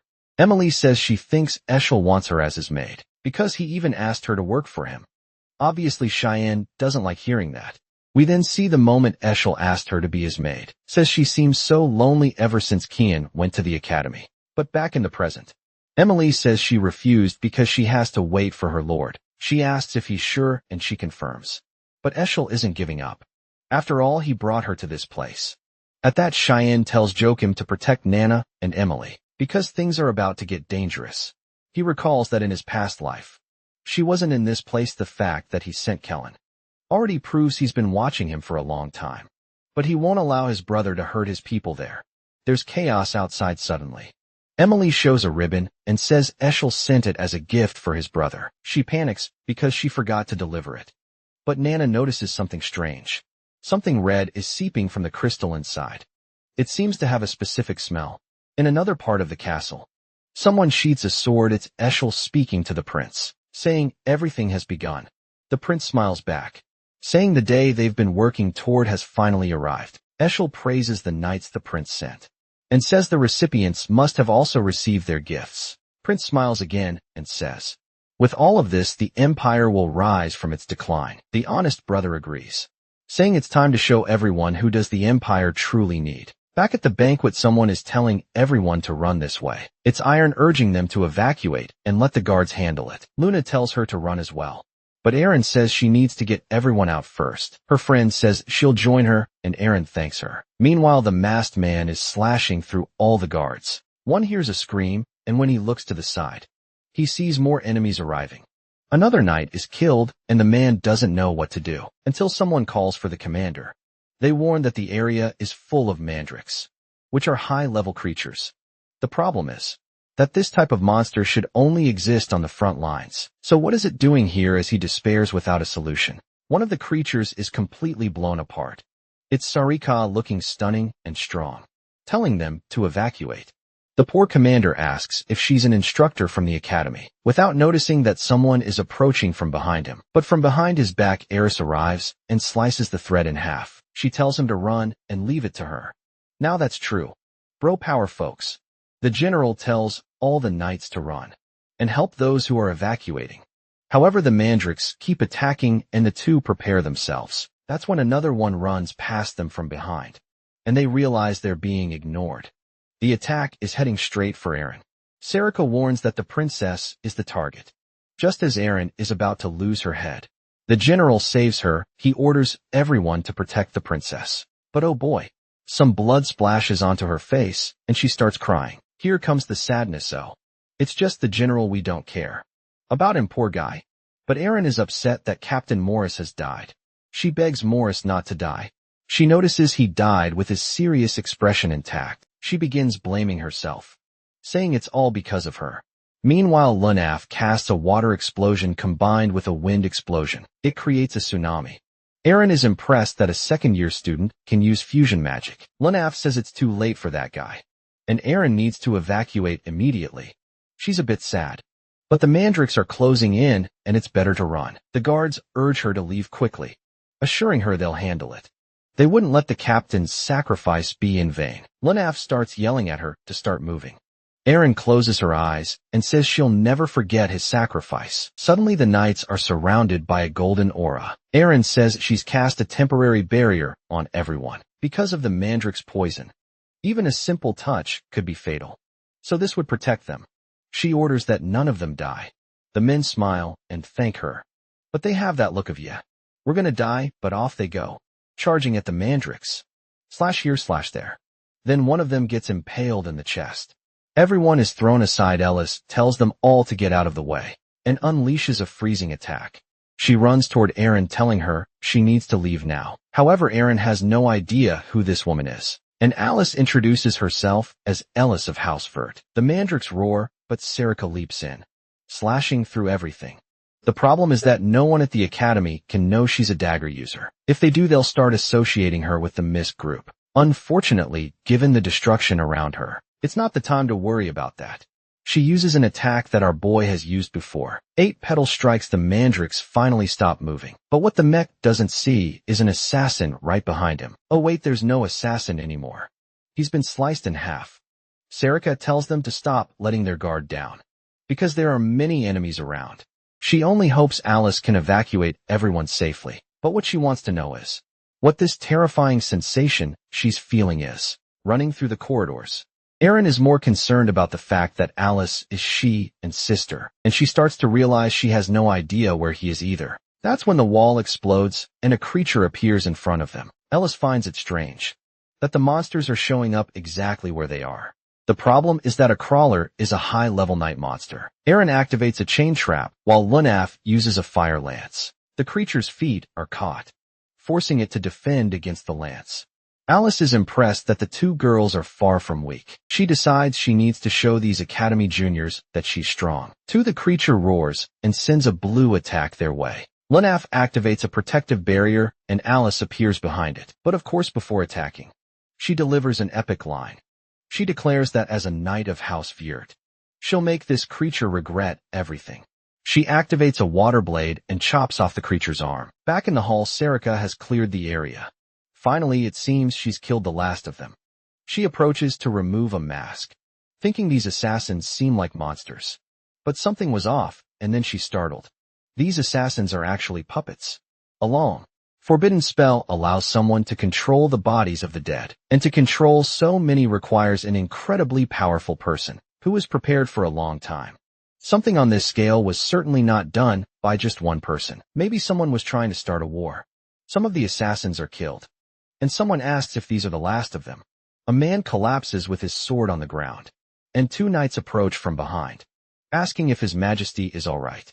He tells them not to worry, as at least he has them by his side. One of them, Eshel, offers help and says he'll assist His Majesty. Meanwhile, the blonde guy is just observing. The vile blonde says not to worry, because the knights will handle the rest. The king need not concern himself. They'll keep an eye on him. The crawler is finally killed, and Alice wonders where all these monsters are coming from. But suddenly they're surrounded by a bunch of assassins again. Back at the moment, Emily hands over Eshel's gift to Kyan. Milken comments that he finds this very strange. After all, Eshel has never sent Sean a gift. He's always noticed that his boss harbors a sort of resentment toward his brother, something that seems much deeper than simple sibling rivalry. But then Karnan warns them that they need to run. Something extremely dangerous is coming their way. Emily, confused, asks why the girl's eyes are like that. And then suddenly the wall behind them explodes. He turns and tells her to hide. Another high-level creature has appeared in that place. In another part of the castle. The rest of the guests are panicking and trying to escape. Among them is Sarika's cowardly husband. Terrified of dying, he managed to be one of the first to flee. But right at the exit, a group of assassins was waiting. He cannot die there no matter what, because he's eagerly anticipating spending quality time with his future wife. He asks the man beside him if the back door is truly safe, to which the man confirms it is. But just as he's about to seek further reassurance, something pierces through his head. The man is separated from his senses in an instant. The crowd screams in terror as the man's body collapses like discarded garbage. Everyone assumes this is the end for them. That's when a blue drop appears and Ellis activates a water explosion. She calls out to Luna of Picasta's freezing spell, creating ice spikes that pierce all the assassins. The knights stand there dumbfounded, unsure of who these two women are. The lace confidently steps forward and introduces herself as Ellis of Housework. This girl loves announcing her name. One of the knights spots Erin and celebrates her survival. Meanwhile, Luna struggles to get up, assuring everyone she'll recover soon. She mourns that the next attack will start any moment, and that they need to escape. The knights step forward, vowing to protect the princess. The nobles behind them are all begging for victory, but Erin tells them not to worry. She will give everything she has to stop the enemy. She has realized that no matter how many times they kill them, the enemies keep reappearing. It's as if they're tracking something among them. What could it be? Nothing suspicious about that necklace around your neck, right? Erin back with Emily. A behemoth enters the room. She pleads with Yelkin to do something, or they'll die. But Yelkin can't understand why high-level monsters are appearing in the Empire. Still, after being protected so many times by Xian, it's his turn to protect someone.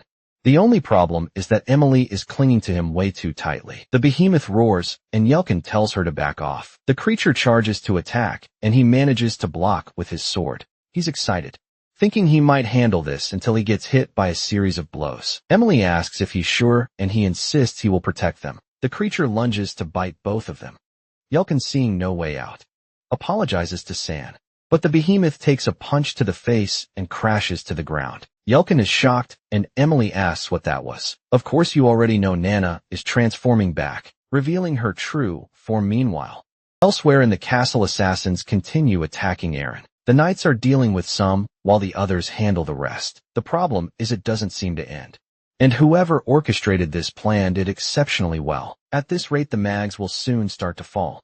Erin realizes she needs to find another solution. That's when one of the knights gets slashed across the face, and their mask falls to the ground. Alice realizes they are fighting puppets or undead controlled by magic. She starts thinking about the most efficient way to deal with dark magic. The first thing that comes to mind is the holy magic of Lamendo's light. She knows there's only one way to do this.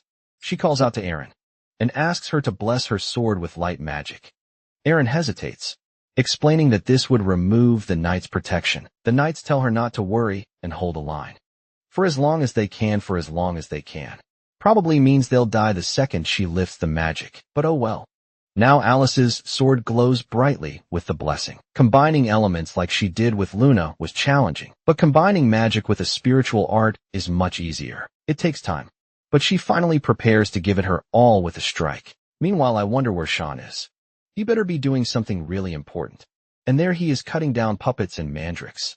Our dear Sean knows this is all tied to Ishil. Somehow, he's convinced Boris has started working under Ishil's influence. Kareem comments that he never thought humans with this level of necromancy still existed. Sean explains that the person who enjoys this kind of magic also has another favorite method: using stones from fortified creatures to create new monsters. Kareem mentions feeling that magic emanating from a certain direction. Sean notes that the place is a bloody mess. But before resolving it, he needs a change of clothes. Meanwhile, Alice is channeling a man's power. Luna recognizes it as the spirit of Miriam. She's baffled as to how Alice summoned it. Magic and spiritual power are extremely unstable. She mourns that Alice needs to stop or her body won't withstand it. Miriam places her hand on Alice's head and asks why she's in such a hurry. She remarks, "It's a pity for a child blessed by Purina to face such a cruel fate." She prepares her arms and declares she's extremely irritated. With a single gesture, she creates an explosion, forcing everyone to back away. Aaron is awestruck by the sheer power in such a simple movement. The problem is assassins are killed. Others are reanimated. Aaron pleads with Alice to stop before she ends up dying alone. But Alice knows she must finish this before things get worse. She resolves to make the most of the spiritual invocation. She prepares an attack using all the power of the Spirit King. But suddenly someone grabs her arm. The goddess pauses for a moment, leaving Alice confused. No one knew who that person was. Who could this mysterious figure be? Alice wonders who this entirely different kind of puppet might be, and she has no idea what this mist surrounding them is. The problem is that she can't move or even pull her hand away. Sean stands still while his aura envelopes her. The goddess then tells her it's time to say goodbye.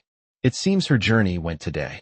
Sean releases Alice's arm, and she collapses to the ground, trying to understand what kind of mist this is. As the goddess fades away, she tells Alice to remember she's always welcome in Prunella. Aaron is still confused, and Luna comments that the figure blocked Alice's spirit manifestation. The assassins begin advancing again. Poor Alice, now unable to defend herself. Don't worry. There's a cool-headed guy around to take care of everything. Now Aaron realizes the man in front of them isn't an enemy. Satan continues cutting down enemies until he pauses for a second. As he suspected, the creature seems to be following the scent of something coming from the princess. He asked Kareem if she senses anything unusual in the area. Kareem mentions sensing something magical from Luna. Sean asks for something else, and Kareem finally says there's a magical creature's energy emanating from the princess's necklace. He tells her he'll need her help. As he moves forward, Sean slams the ground, creating a spatial distortion. A domain of mist begins spreading outward. The puppets start disintegrating into smoke, and the knights are alarmed as the space around them shifts. As the creatures attempt to advance, they become trapped in the ground and seem to die. Alice notices the mist is consuming the puppets. In a matter of moments, the entire area falls silent as if nothing had happened. Aaron is puzzled at how someone can handle so many creatures at once. That's when she notices Luna on the ground, just as she considers helping her. Sean appears behind her. Everyone turns to address the princess, but she already has unknifed her neck. Aaron feels a strange familiarity with this mysterious figure. He strikes the necklace, risking even its location on her neck. Everyone screams for the princess, but suddenly he vanishes. He reappears beside Lunaf, and Aaron panics. She orders him to step back and cast a light ray. The attack hits him directly, but he merely turns into mist. Sean then leaves a message, telling everyone not to worry because he has noble intentions. He assures them that the creatures won't follow anyone anymore, since the jewel has been destroyed. He instructs everyone to head to the front entrance, which he has already cleared. A knight approaches Aaron, asking if she's unharmed. She's more focused on figuring out who that person was, but reassures him that she's fine. She then asks about Alice and Lunaf. Both are getting up, and Alice suggests they hurry to the entrance. She decides to figure out who the stranger was later. For now, the priority is saving the girls. However, Lunaf, with her magical sensitivity, seems to recognize Mr. Sean. Back with Nana, and the behemoth lies defeated on the floor. Emily is trembling, questioning whether Nana could truly be a maid. Yokon admits he has no idea, since Nana has never done anything like this before. Not only has she killed the creature, but she was also devouring it. In Shan's past life, rumors surrounded the banquet's true purpose. Many believe it was orchestrated by Princess Erin, desperate to inherit the throne. But now Shan understands that the necklace given to her by Eshel was part of a grand scheme. Together with the prince, Eshel eliminated the creatures and became hailed as heroes of the empire. In the end, they were the ones who benefited the most from this incident. Kareem asks if Shan is suggesting those two planned everything. Sacrificing so many lives for something like this makes her think humans are worse than demons. Shan responds that this is only the beginning. He adds that he's not much different, having participated in numerous massacres in his past life. Kareem then asks if he's leaving already. He says yes, as Nana must be waiting for him. The Imperial Knights should be able to handle the rest. Kara mentions something that's been bothering her. Arboe asks what it is. She says the smell from the princess's necklace matches the one Emily brought. Back in the room, Nana comments on a delicious scent coming from Emily. Emily panics, insisting she isn't as good as she seems. Meanwhile, Jaqen can't understand why Nana has suddenly turned into a monster. Worse, she's trying to kill Emily for some unknown reason. He needs to stop her somehow. But he can't bring himself to raise his sword against her. Nana leaps, shouting that she can't. Jaqen closes his eyes, unable to find a solution. Sion steps in and takes a hit to the back. Kareem sneaks behind Emily, and Sion tells her to resolve the situation quickly. Kareem removes the necklace and throws it to the ground. Before Emily can react, Kareem crushes it underfoot. Kareem commands Nana to wake up and return to reality, reminding her that her lord is there. Slowly, Nana reverts, confused about what just happened. She sees the destruction on the boy's back and asks if she caused it. Shan reassures her, saying it's fine. It doesn't hurt, and it wasn't her fault. However, she collapses to the ground in tears, crying that she didn't want to do this. Jaqen and Emily are at a loss for words, while Cyan simply tells them they should leave, since the place is in chaos. Meanwhile, Prince Sibelius is wondering what's going on. The hallways were supposed to be swarming with monsters, but there's no sign of them. The king comments that the creatures have vanished, and Sibelius celebrates, saying they're incredibly lucky. However, Eshel has already noticed that something is off. That's when they hear someone calling for their father. It's Irene and her group emerging safely. From Eshel's clenched jaw, it's clear he's not pleased. Irene embraces her father, expressing her relief that he's safe. She then notices her brother Lunel. Standing nearby, the king explains that it's thanks to Lunel and Eshel that they were able to stay safe. Sibelius comments that it's good to know Irene didn't die. Irene responds that she feels the same way, though she has many questions for him. She knows this isn't the time. The knights approach to protect Irene and pay their respects to the king, who thanks them for safeguarding his daughter. Irene glances over and notices Eshel whispering something to Sibelius. She knows they're planning something. Suddenly, Sibelius turns and places his sword against Lunel's neck. He declares that he's certain who's behind all this. It must be the granddaughter of the Grandmaster of the Academy of Sorcery. He announces that from now on, she's under arrest. Elise is baffled, unable to understand what the prince is thinking, while Eshel remains silent. The Cain and Aaron orders Sibelius to lower his sword, demanding to know what he's doing. But the prince argues that the situation is clear. The kingdom of Garen orchestrated this to bring down Yusuf. He claims Lunel was sent to create chaos and assassinate the Marcus. Lunel questions what evidence he has to support such accusations. Eshel suddenly mentions sensing strange magic near their location. Yesterday, the king asks if this is true and demands an explanation. Sibelius states they invited her in good faith, but have always kept an eye on her. And with the evidence they have, it was only a matter of time before the truth came to light. McCain acknowledges this and tells them to handle it. Sibelius assures him that they will. Poor Lunel realizes she's fallen into a trap. She wonders if this was part of her grandfather's plan. Lunel and the others from the Grand Academy are arrested. Meanwhile, Rezimus, who had been separated from the group during the battle, is with the noble knights the next day. A funeral is held in the capital for all those who died in the massacre. Although Shan significantly reduced the death toll compared to his past life, the day is still remembered as the bloody banquet. Sometime later, Elise is applying bandages to Shan. Shan tells her she doesn't need to, but she insists, saying it's the least she can do. She expresses relief that he managed to escape the monsters, which were incredibly dangerous. She also mentions that if it hadn't been for that man, she wouldn't have survived either. But she's curious about who he was. She remarks that the man was strangely the exact same size as Kian. What a coincidence, she then comments. That she's noticed his physique has improved significantly, and for his injuries, it's clear he's been training hard. Sean turns away, awkwardly agreeing, and she teases him, asking why he's blushing. Sean dashes off, telling her to stop teasing him. At that moment, Eshel appears, remarking that the two of them are as close as ever. He asks if Kian is all right, who responds that he's fine and thanks him for his concern. Elise notices that Kian seems to be preparing for something. Kian then asks Ishel about the progress of the investigation. Elise wonders if Kian has also picked up on Ishel's unsettling nature, which sends chills down her spine. The blonde man explains that he's there precisely because of the investigation. They found it in Lunaf's room, containing one of the stones that attracted the creatures. Lunaf had claimed it was a gift. Kian comments that if that's the case, they should focus on tracking down the suspect. Eshel agrees and asks if Kian received any gifts himself. Kian says he doesn't recall receiving anything, and asks if they've identified who gave the bracelet to Lunaf. Eshel reveals that they believe it was a merchant who frequented the palace, but the merchant was found dead earlier that day. That's why they're working tirelessly to uncover the truth. Eshel presses Kian again, asking if he's absolutely certain he didn't receive anything. Sean knows this isn't a genuine investigation. They're merely looking for someone to pin the blame on. Elsewhere, Emily sits on a bench when a man approaches her. Sean knows she's in danger. Back in the room, someone complains of a headache.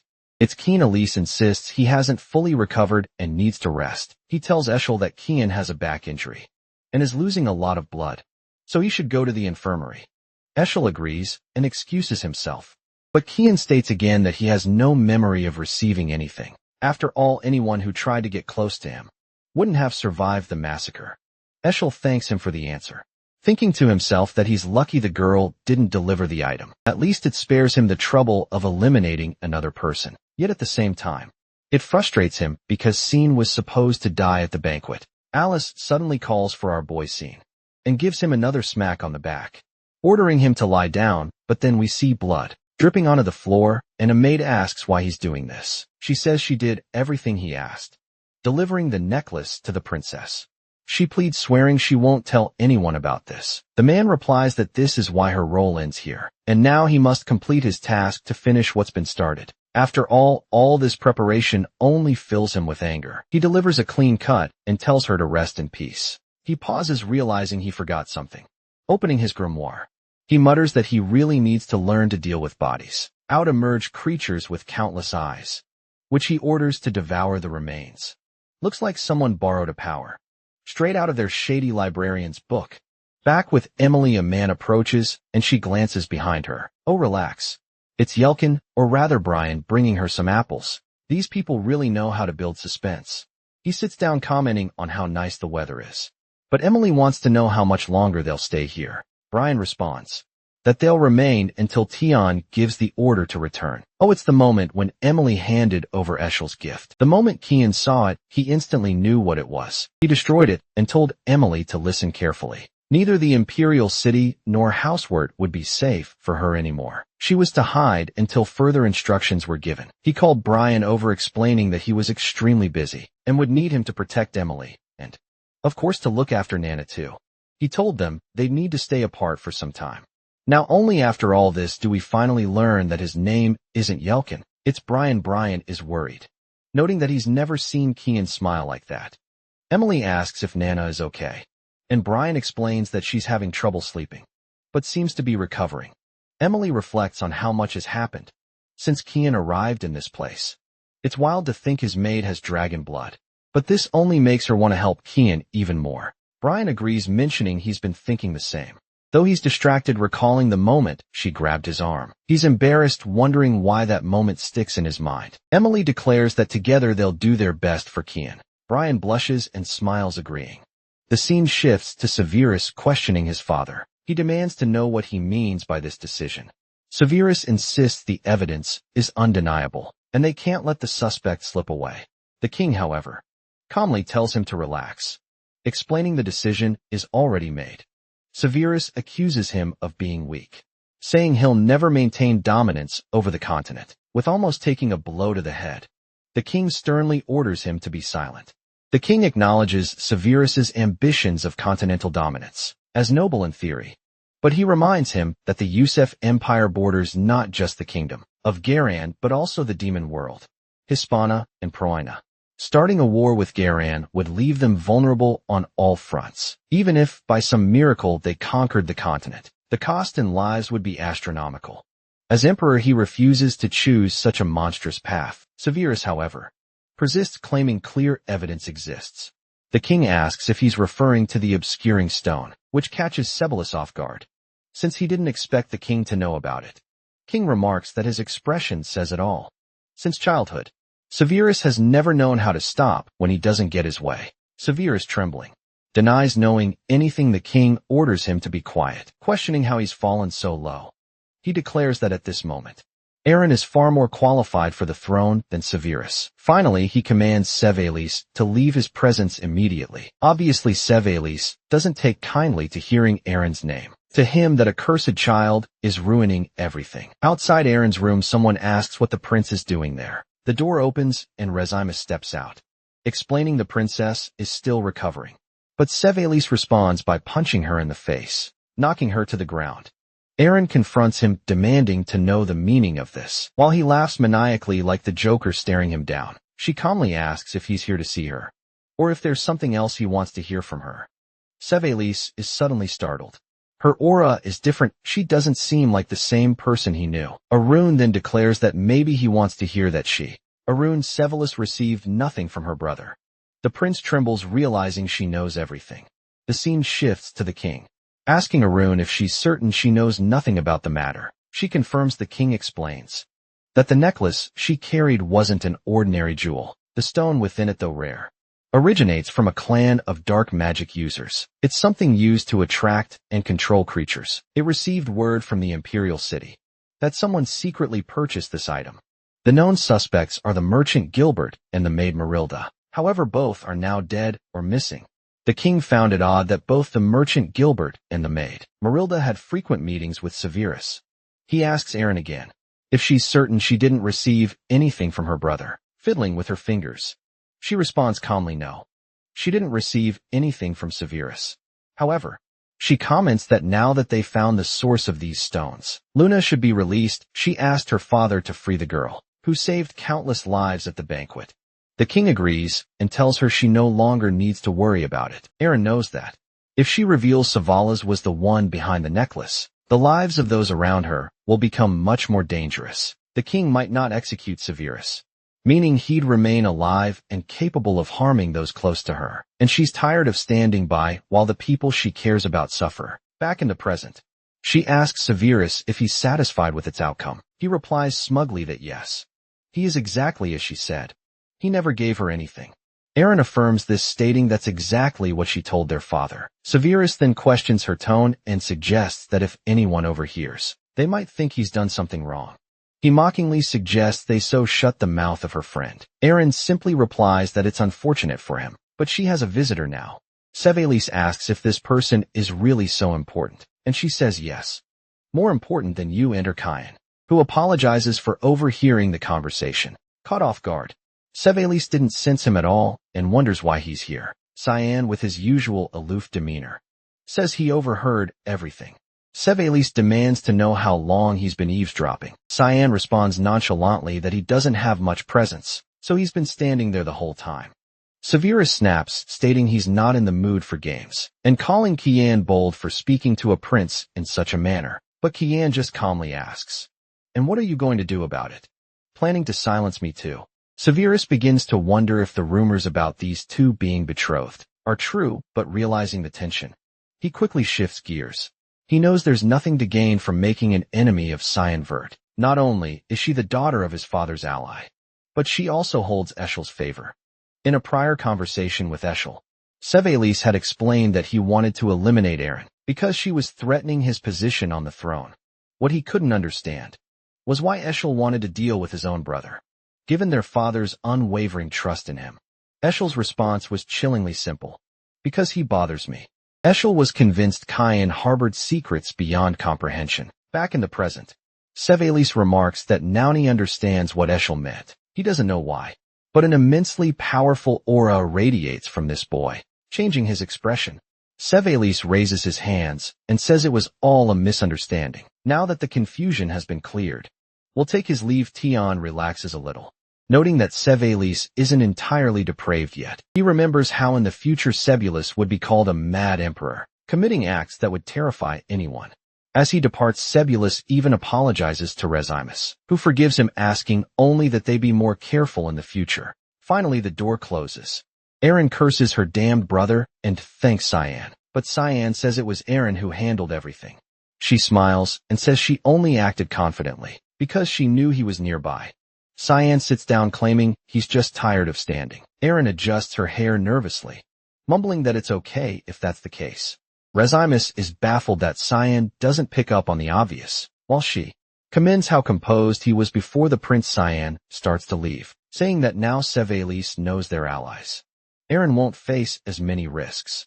Rezimus bids him farewell, realizing that he only came for business and is already gone. The scene shifts to Sevelis, questioning Eshel about what they're going to do next.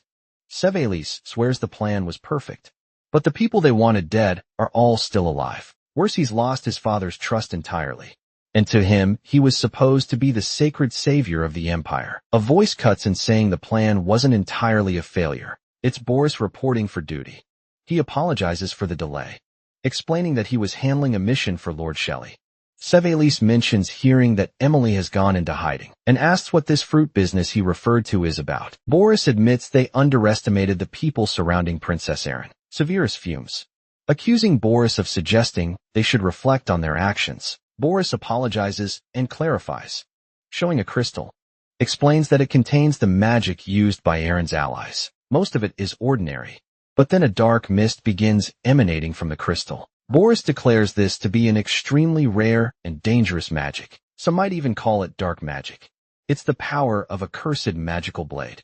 Severus is stunned to learn that one of Eren's allies wields something so blasphemous.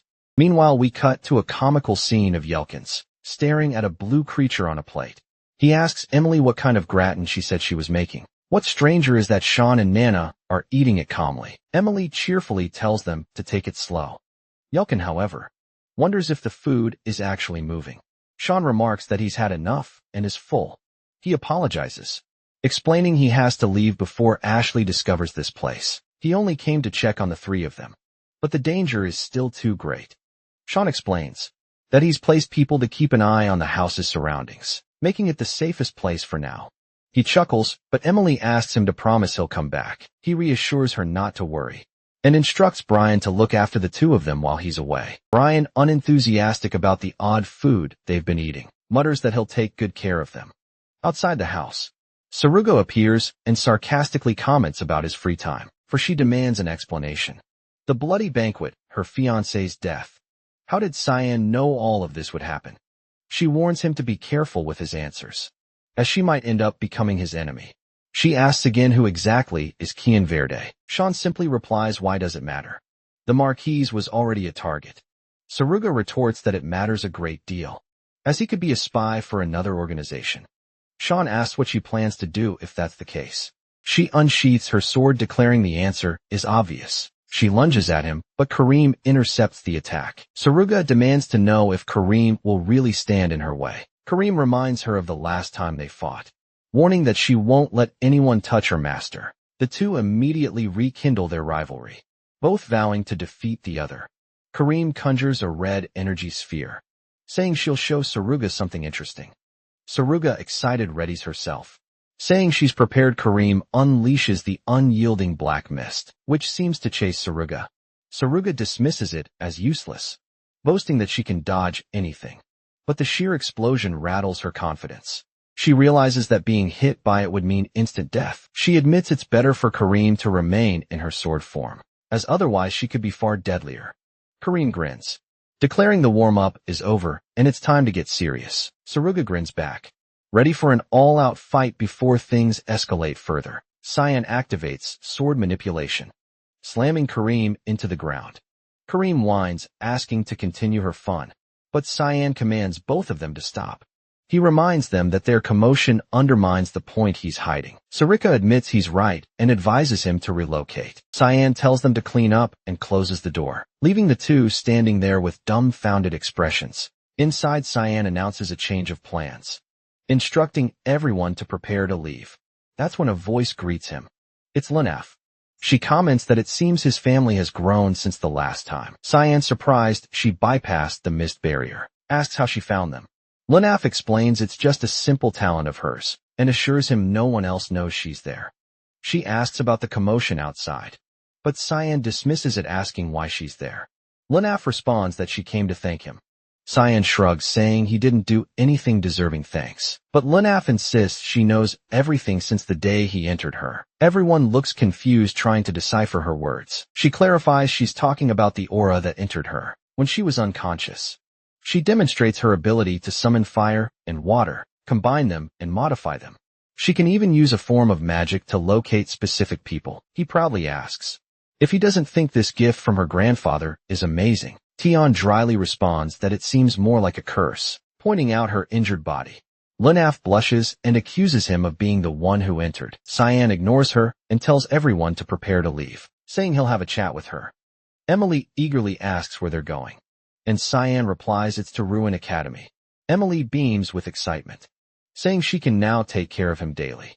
Ryan, however, looks disappointed, already dreading the food he'll have to endure. Later, Lunaf reflects on her childhood in cold, dark places, being the subject of painful experiments. She endured it all, believing it was her duty as Rain River's granddaughter. He asks Cyan if he feels a similar sense of duty. He bluntly says no, curious. She questions why he saved everyone, but didn't want anyone to know. Cyan explains it would only cause more headaches, which she probably understands.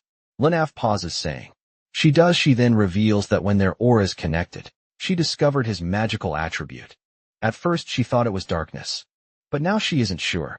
She confesses that during their brief contact at the restaurant, she gathered information about him. Cyan is surprised, not realizing she could deduce someone's magical attribute through touch. She asserts that on the day she collapsed, he implanted his magic into her. She demands to know what it is, certain it's not of this world. Cyan acknowledges her curiosity and asks if she plans to report it to her grandfather. Lunaf dispels her magic, saying no, it would only bring more trouble. Cyan smirks, asking if she's rebelling against Rain River. Lunaf cryptically says he probably understands the reasons. She suddenly hugs him, thanking him for freeing her from a long-standing burden. Shin explains that her body is like a cauldron of flames, filled with magical attributes, constantly clashing and mixing. However, someone had placed a sort of cap on her magic. The intention was to prevent her from losing any magic entirely, but it was also causing her power to heat up excessively. What overflowed from this cauldron was slowly extinguishing the flame of her life. All Cyan did was create a tiny opening in that cap. He explains he did it because he couldn't stand to see her living like someone else's puppet. Steldy tells her there's no need to thank him if she has nothing more to say.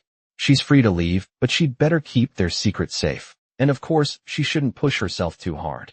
That would only put her in danger. Watching him, Lunaf can't help but think how adorable Kyan is, just as she suspected Kyan truly is a good person at heart. I honestly can't decide what rating this story deserves. Maybe a 7 out of 10. Comment below if you agree, or tell me what score you'd give it. Don't forget to like the video and subscribe to the channel so I don't starve in the future and can keep bringing you more magical content.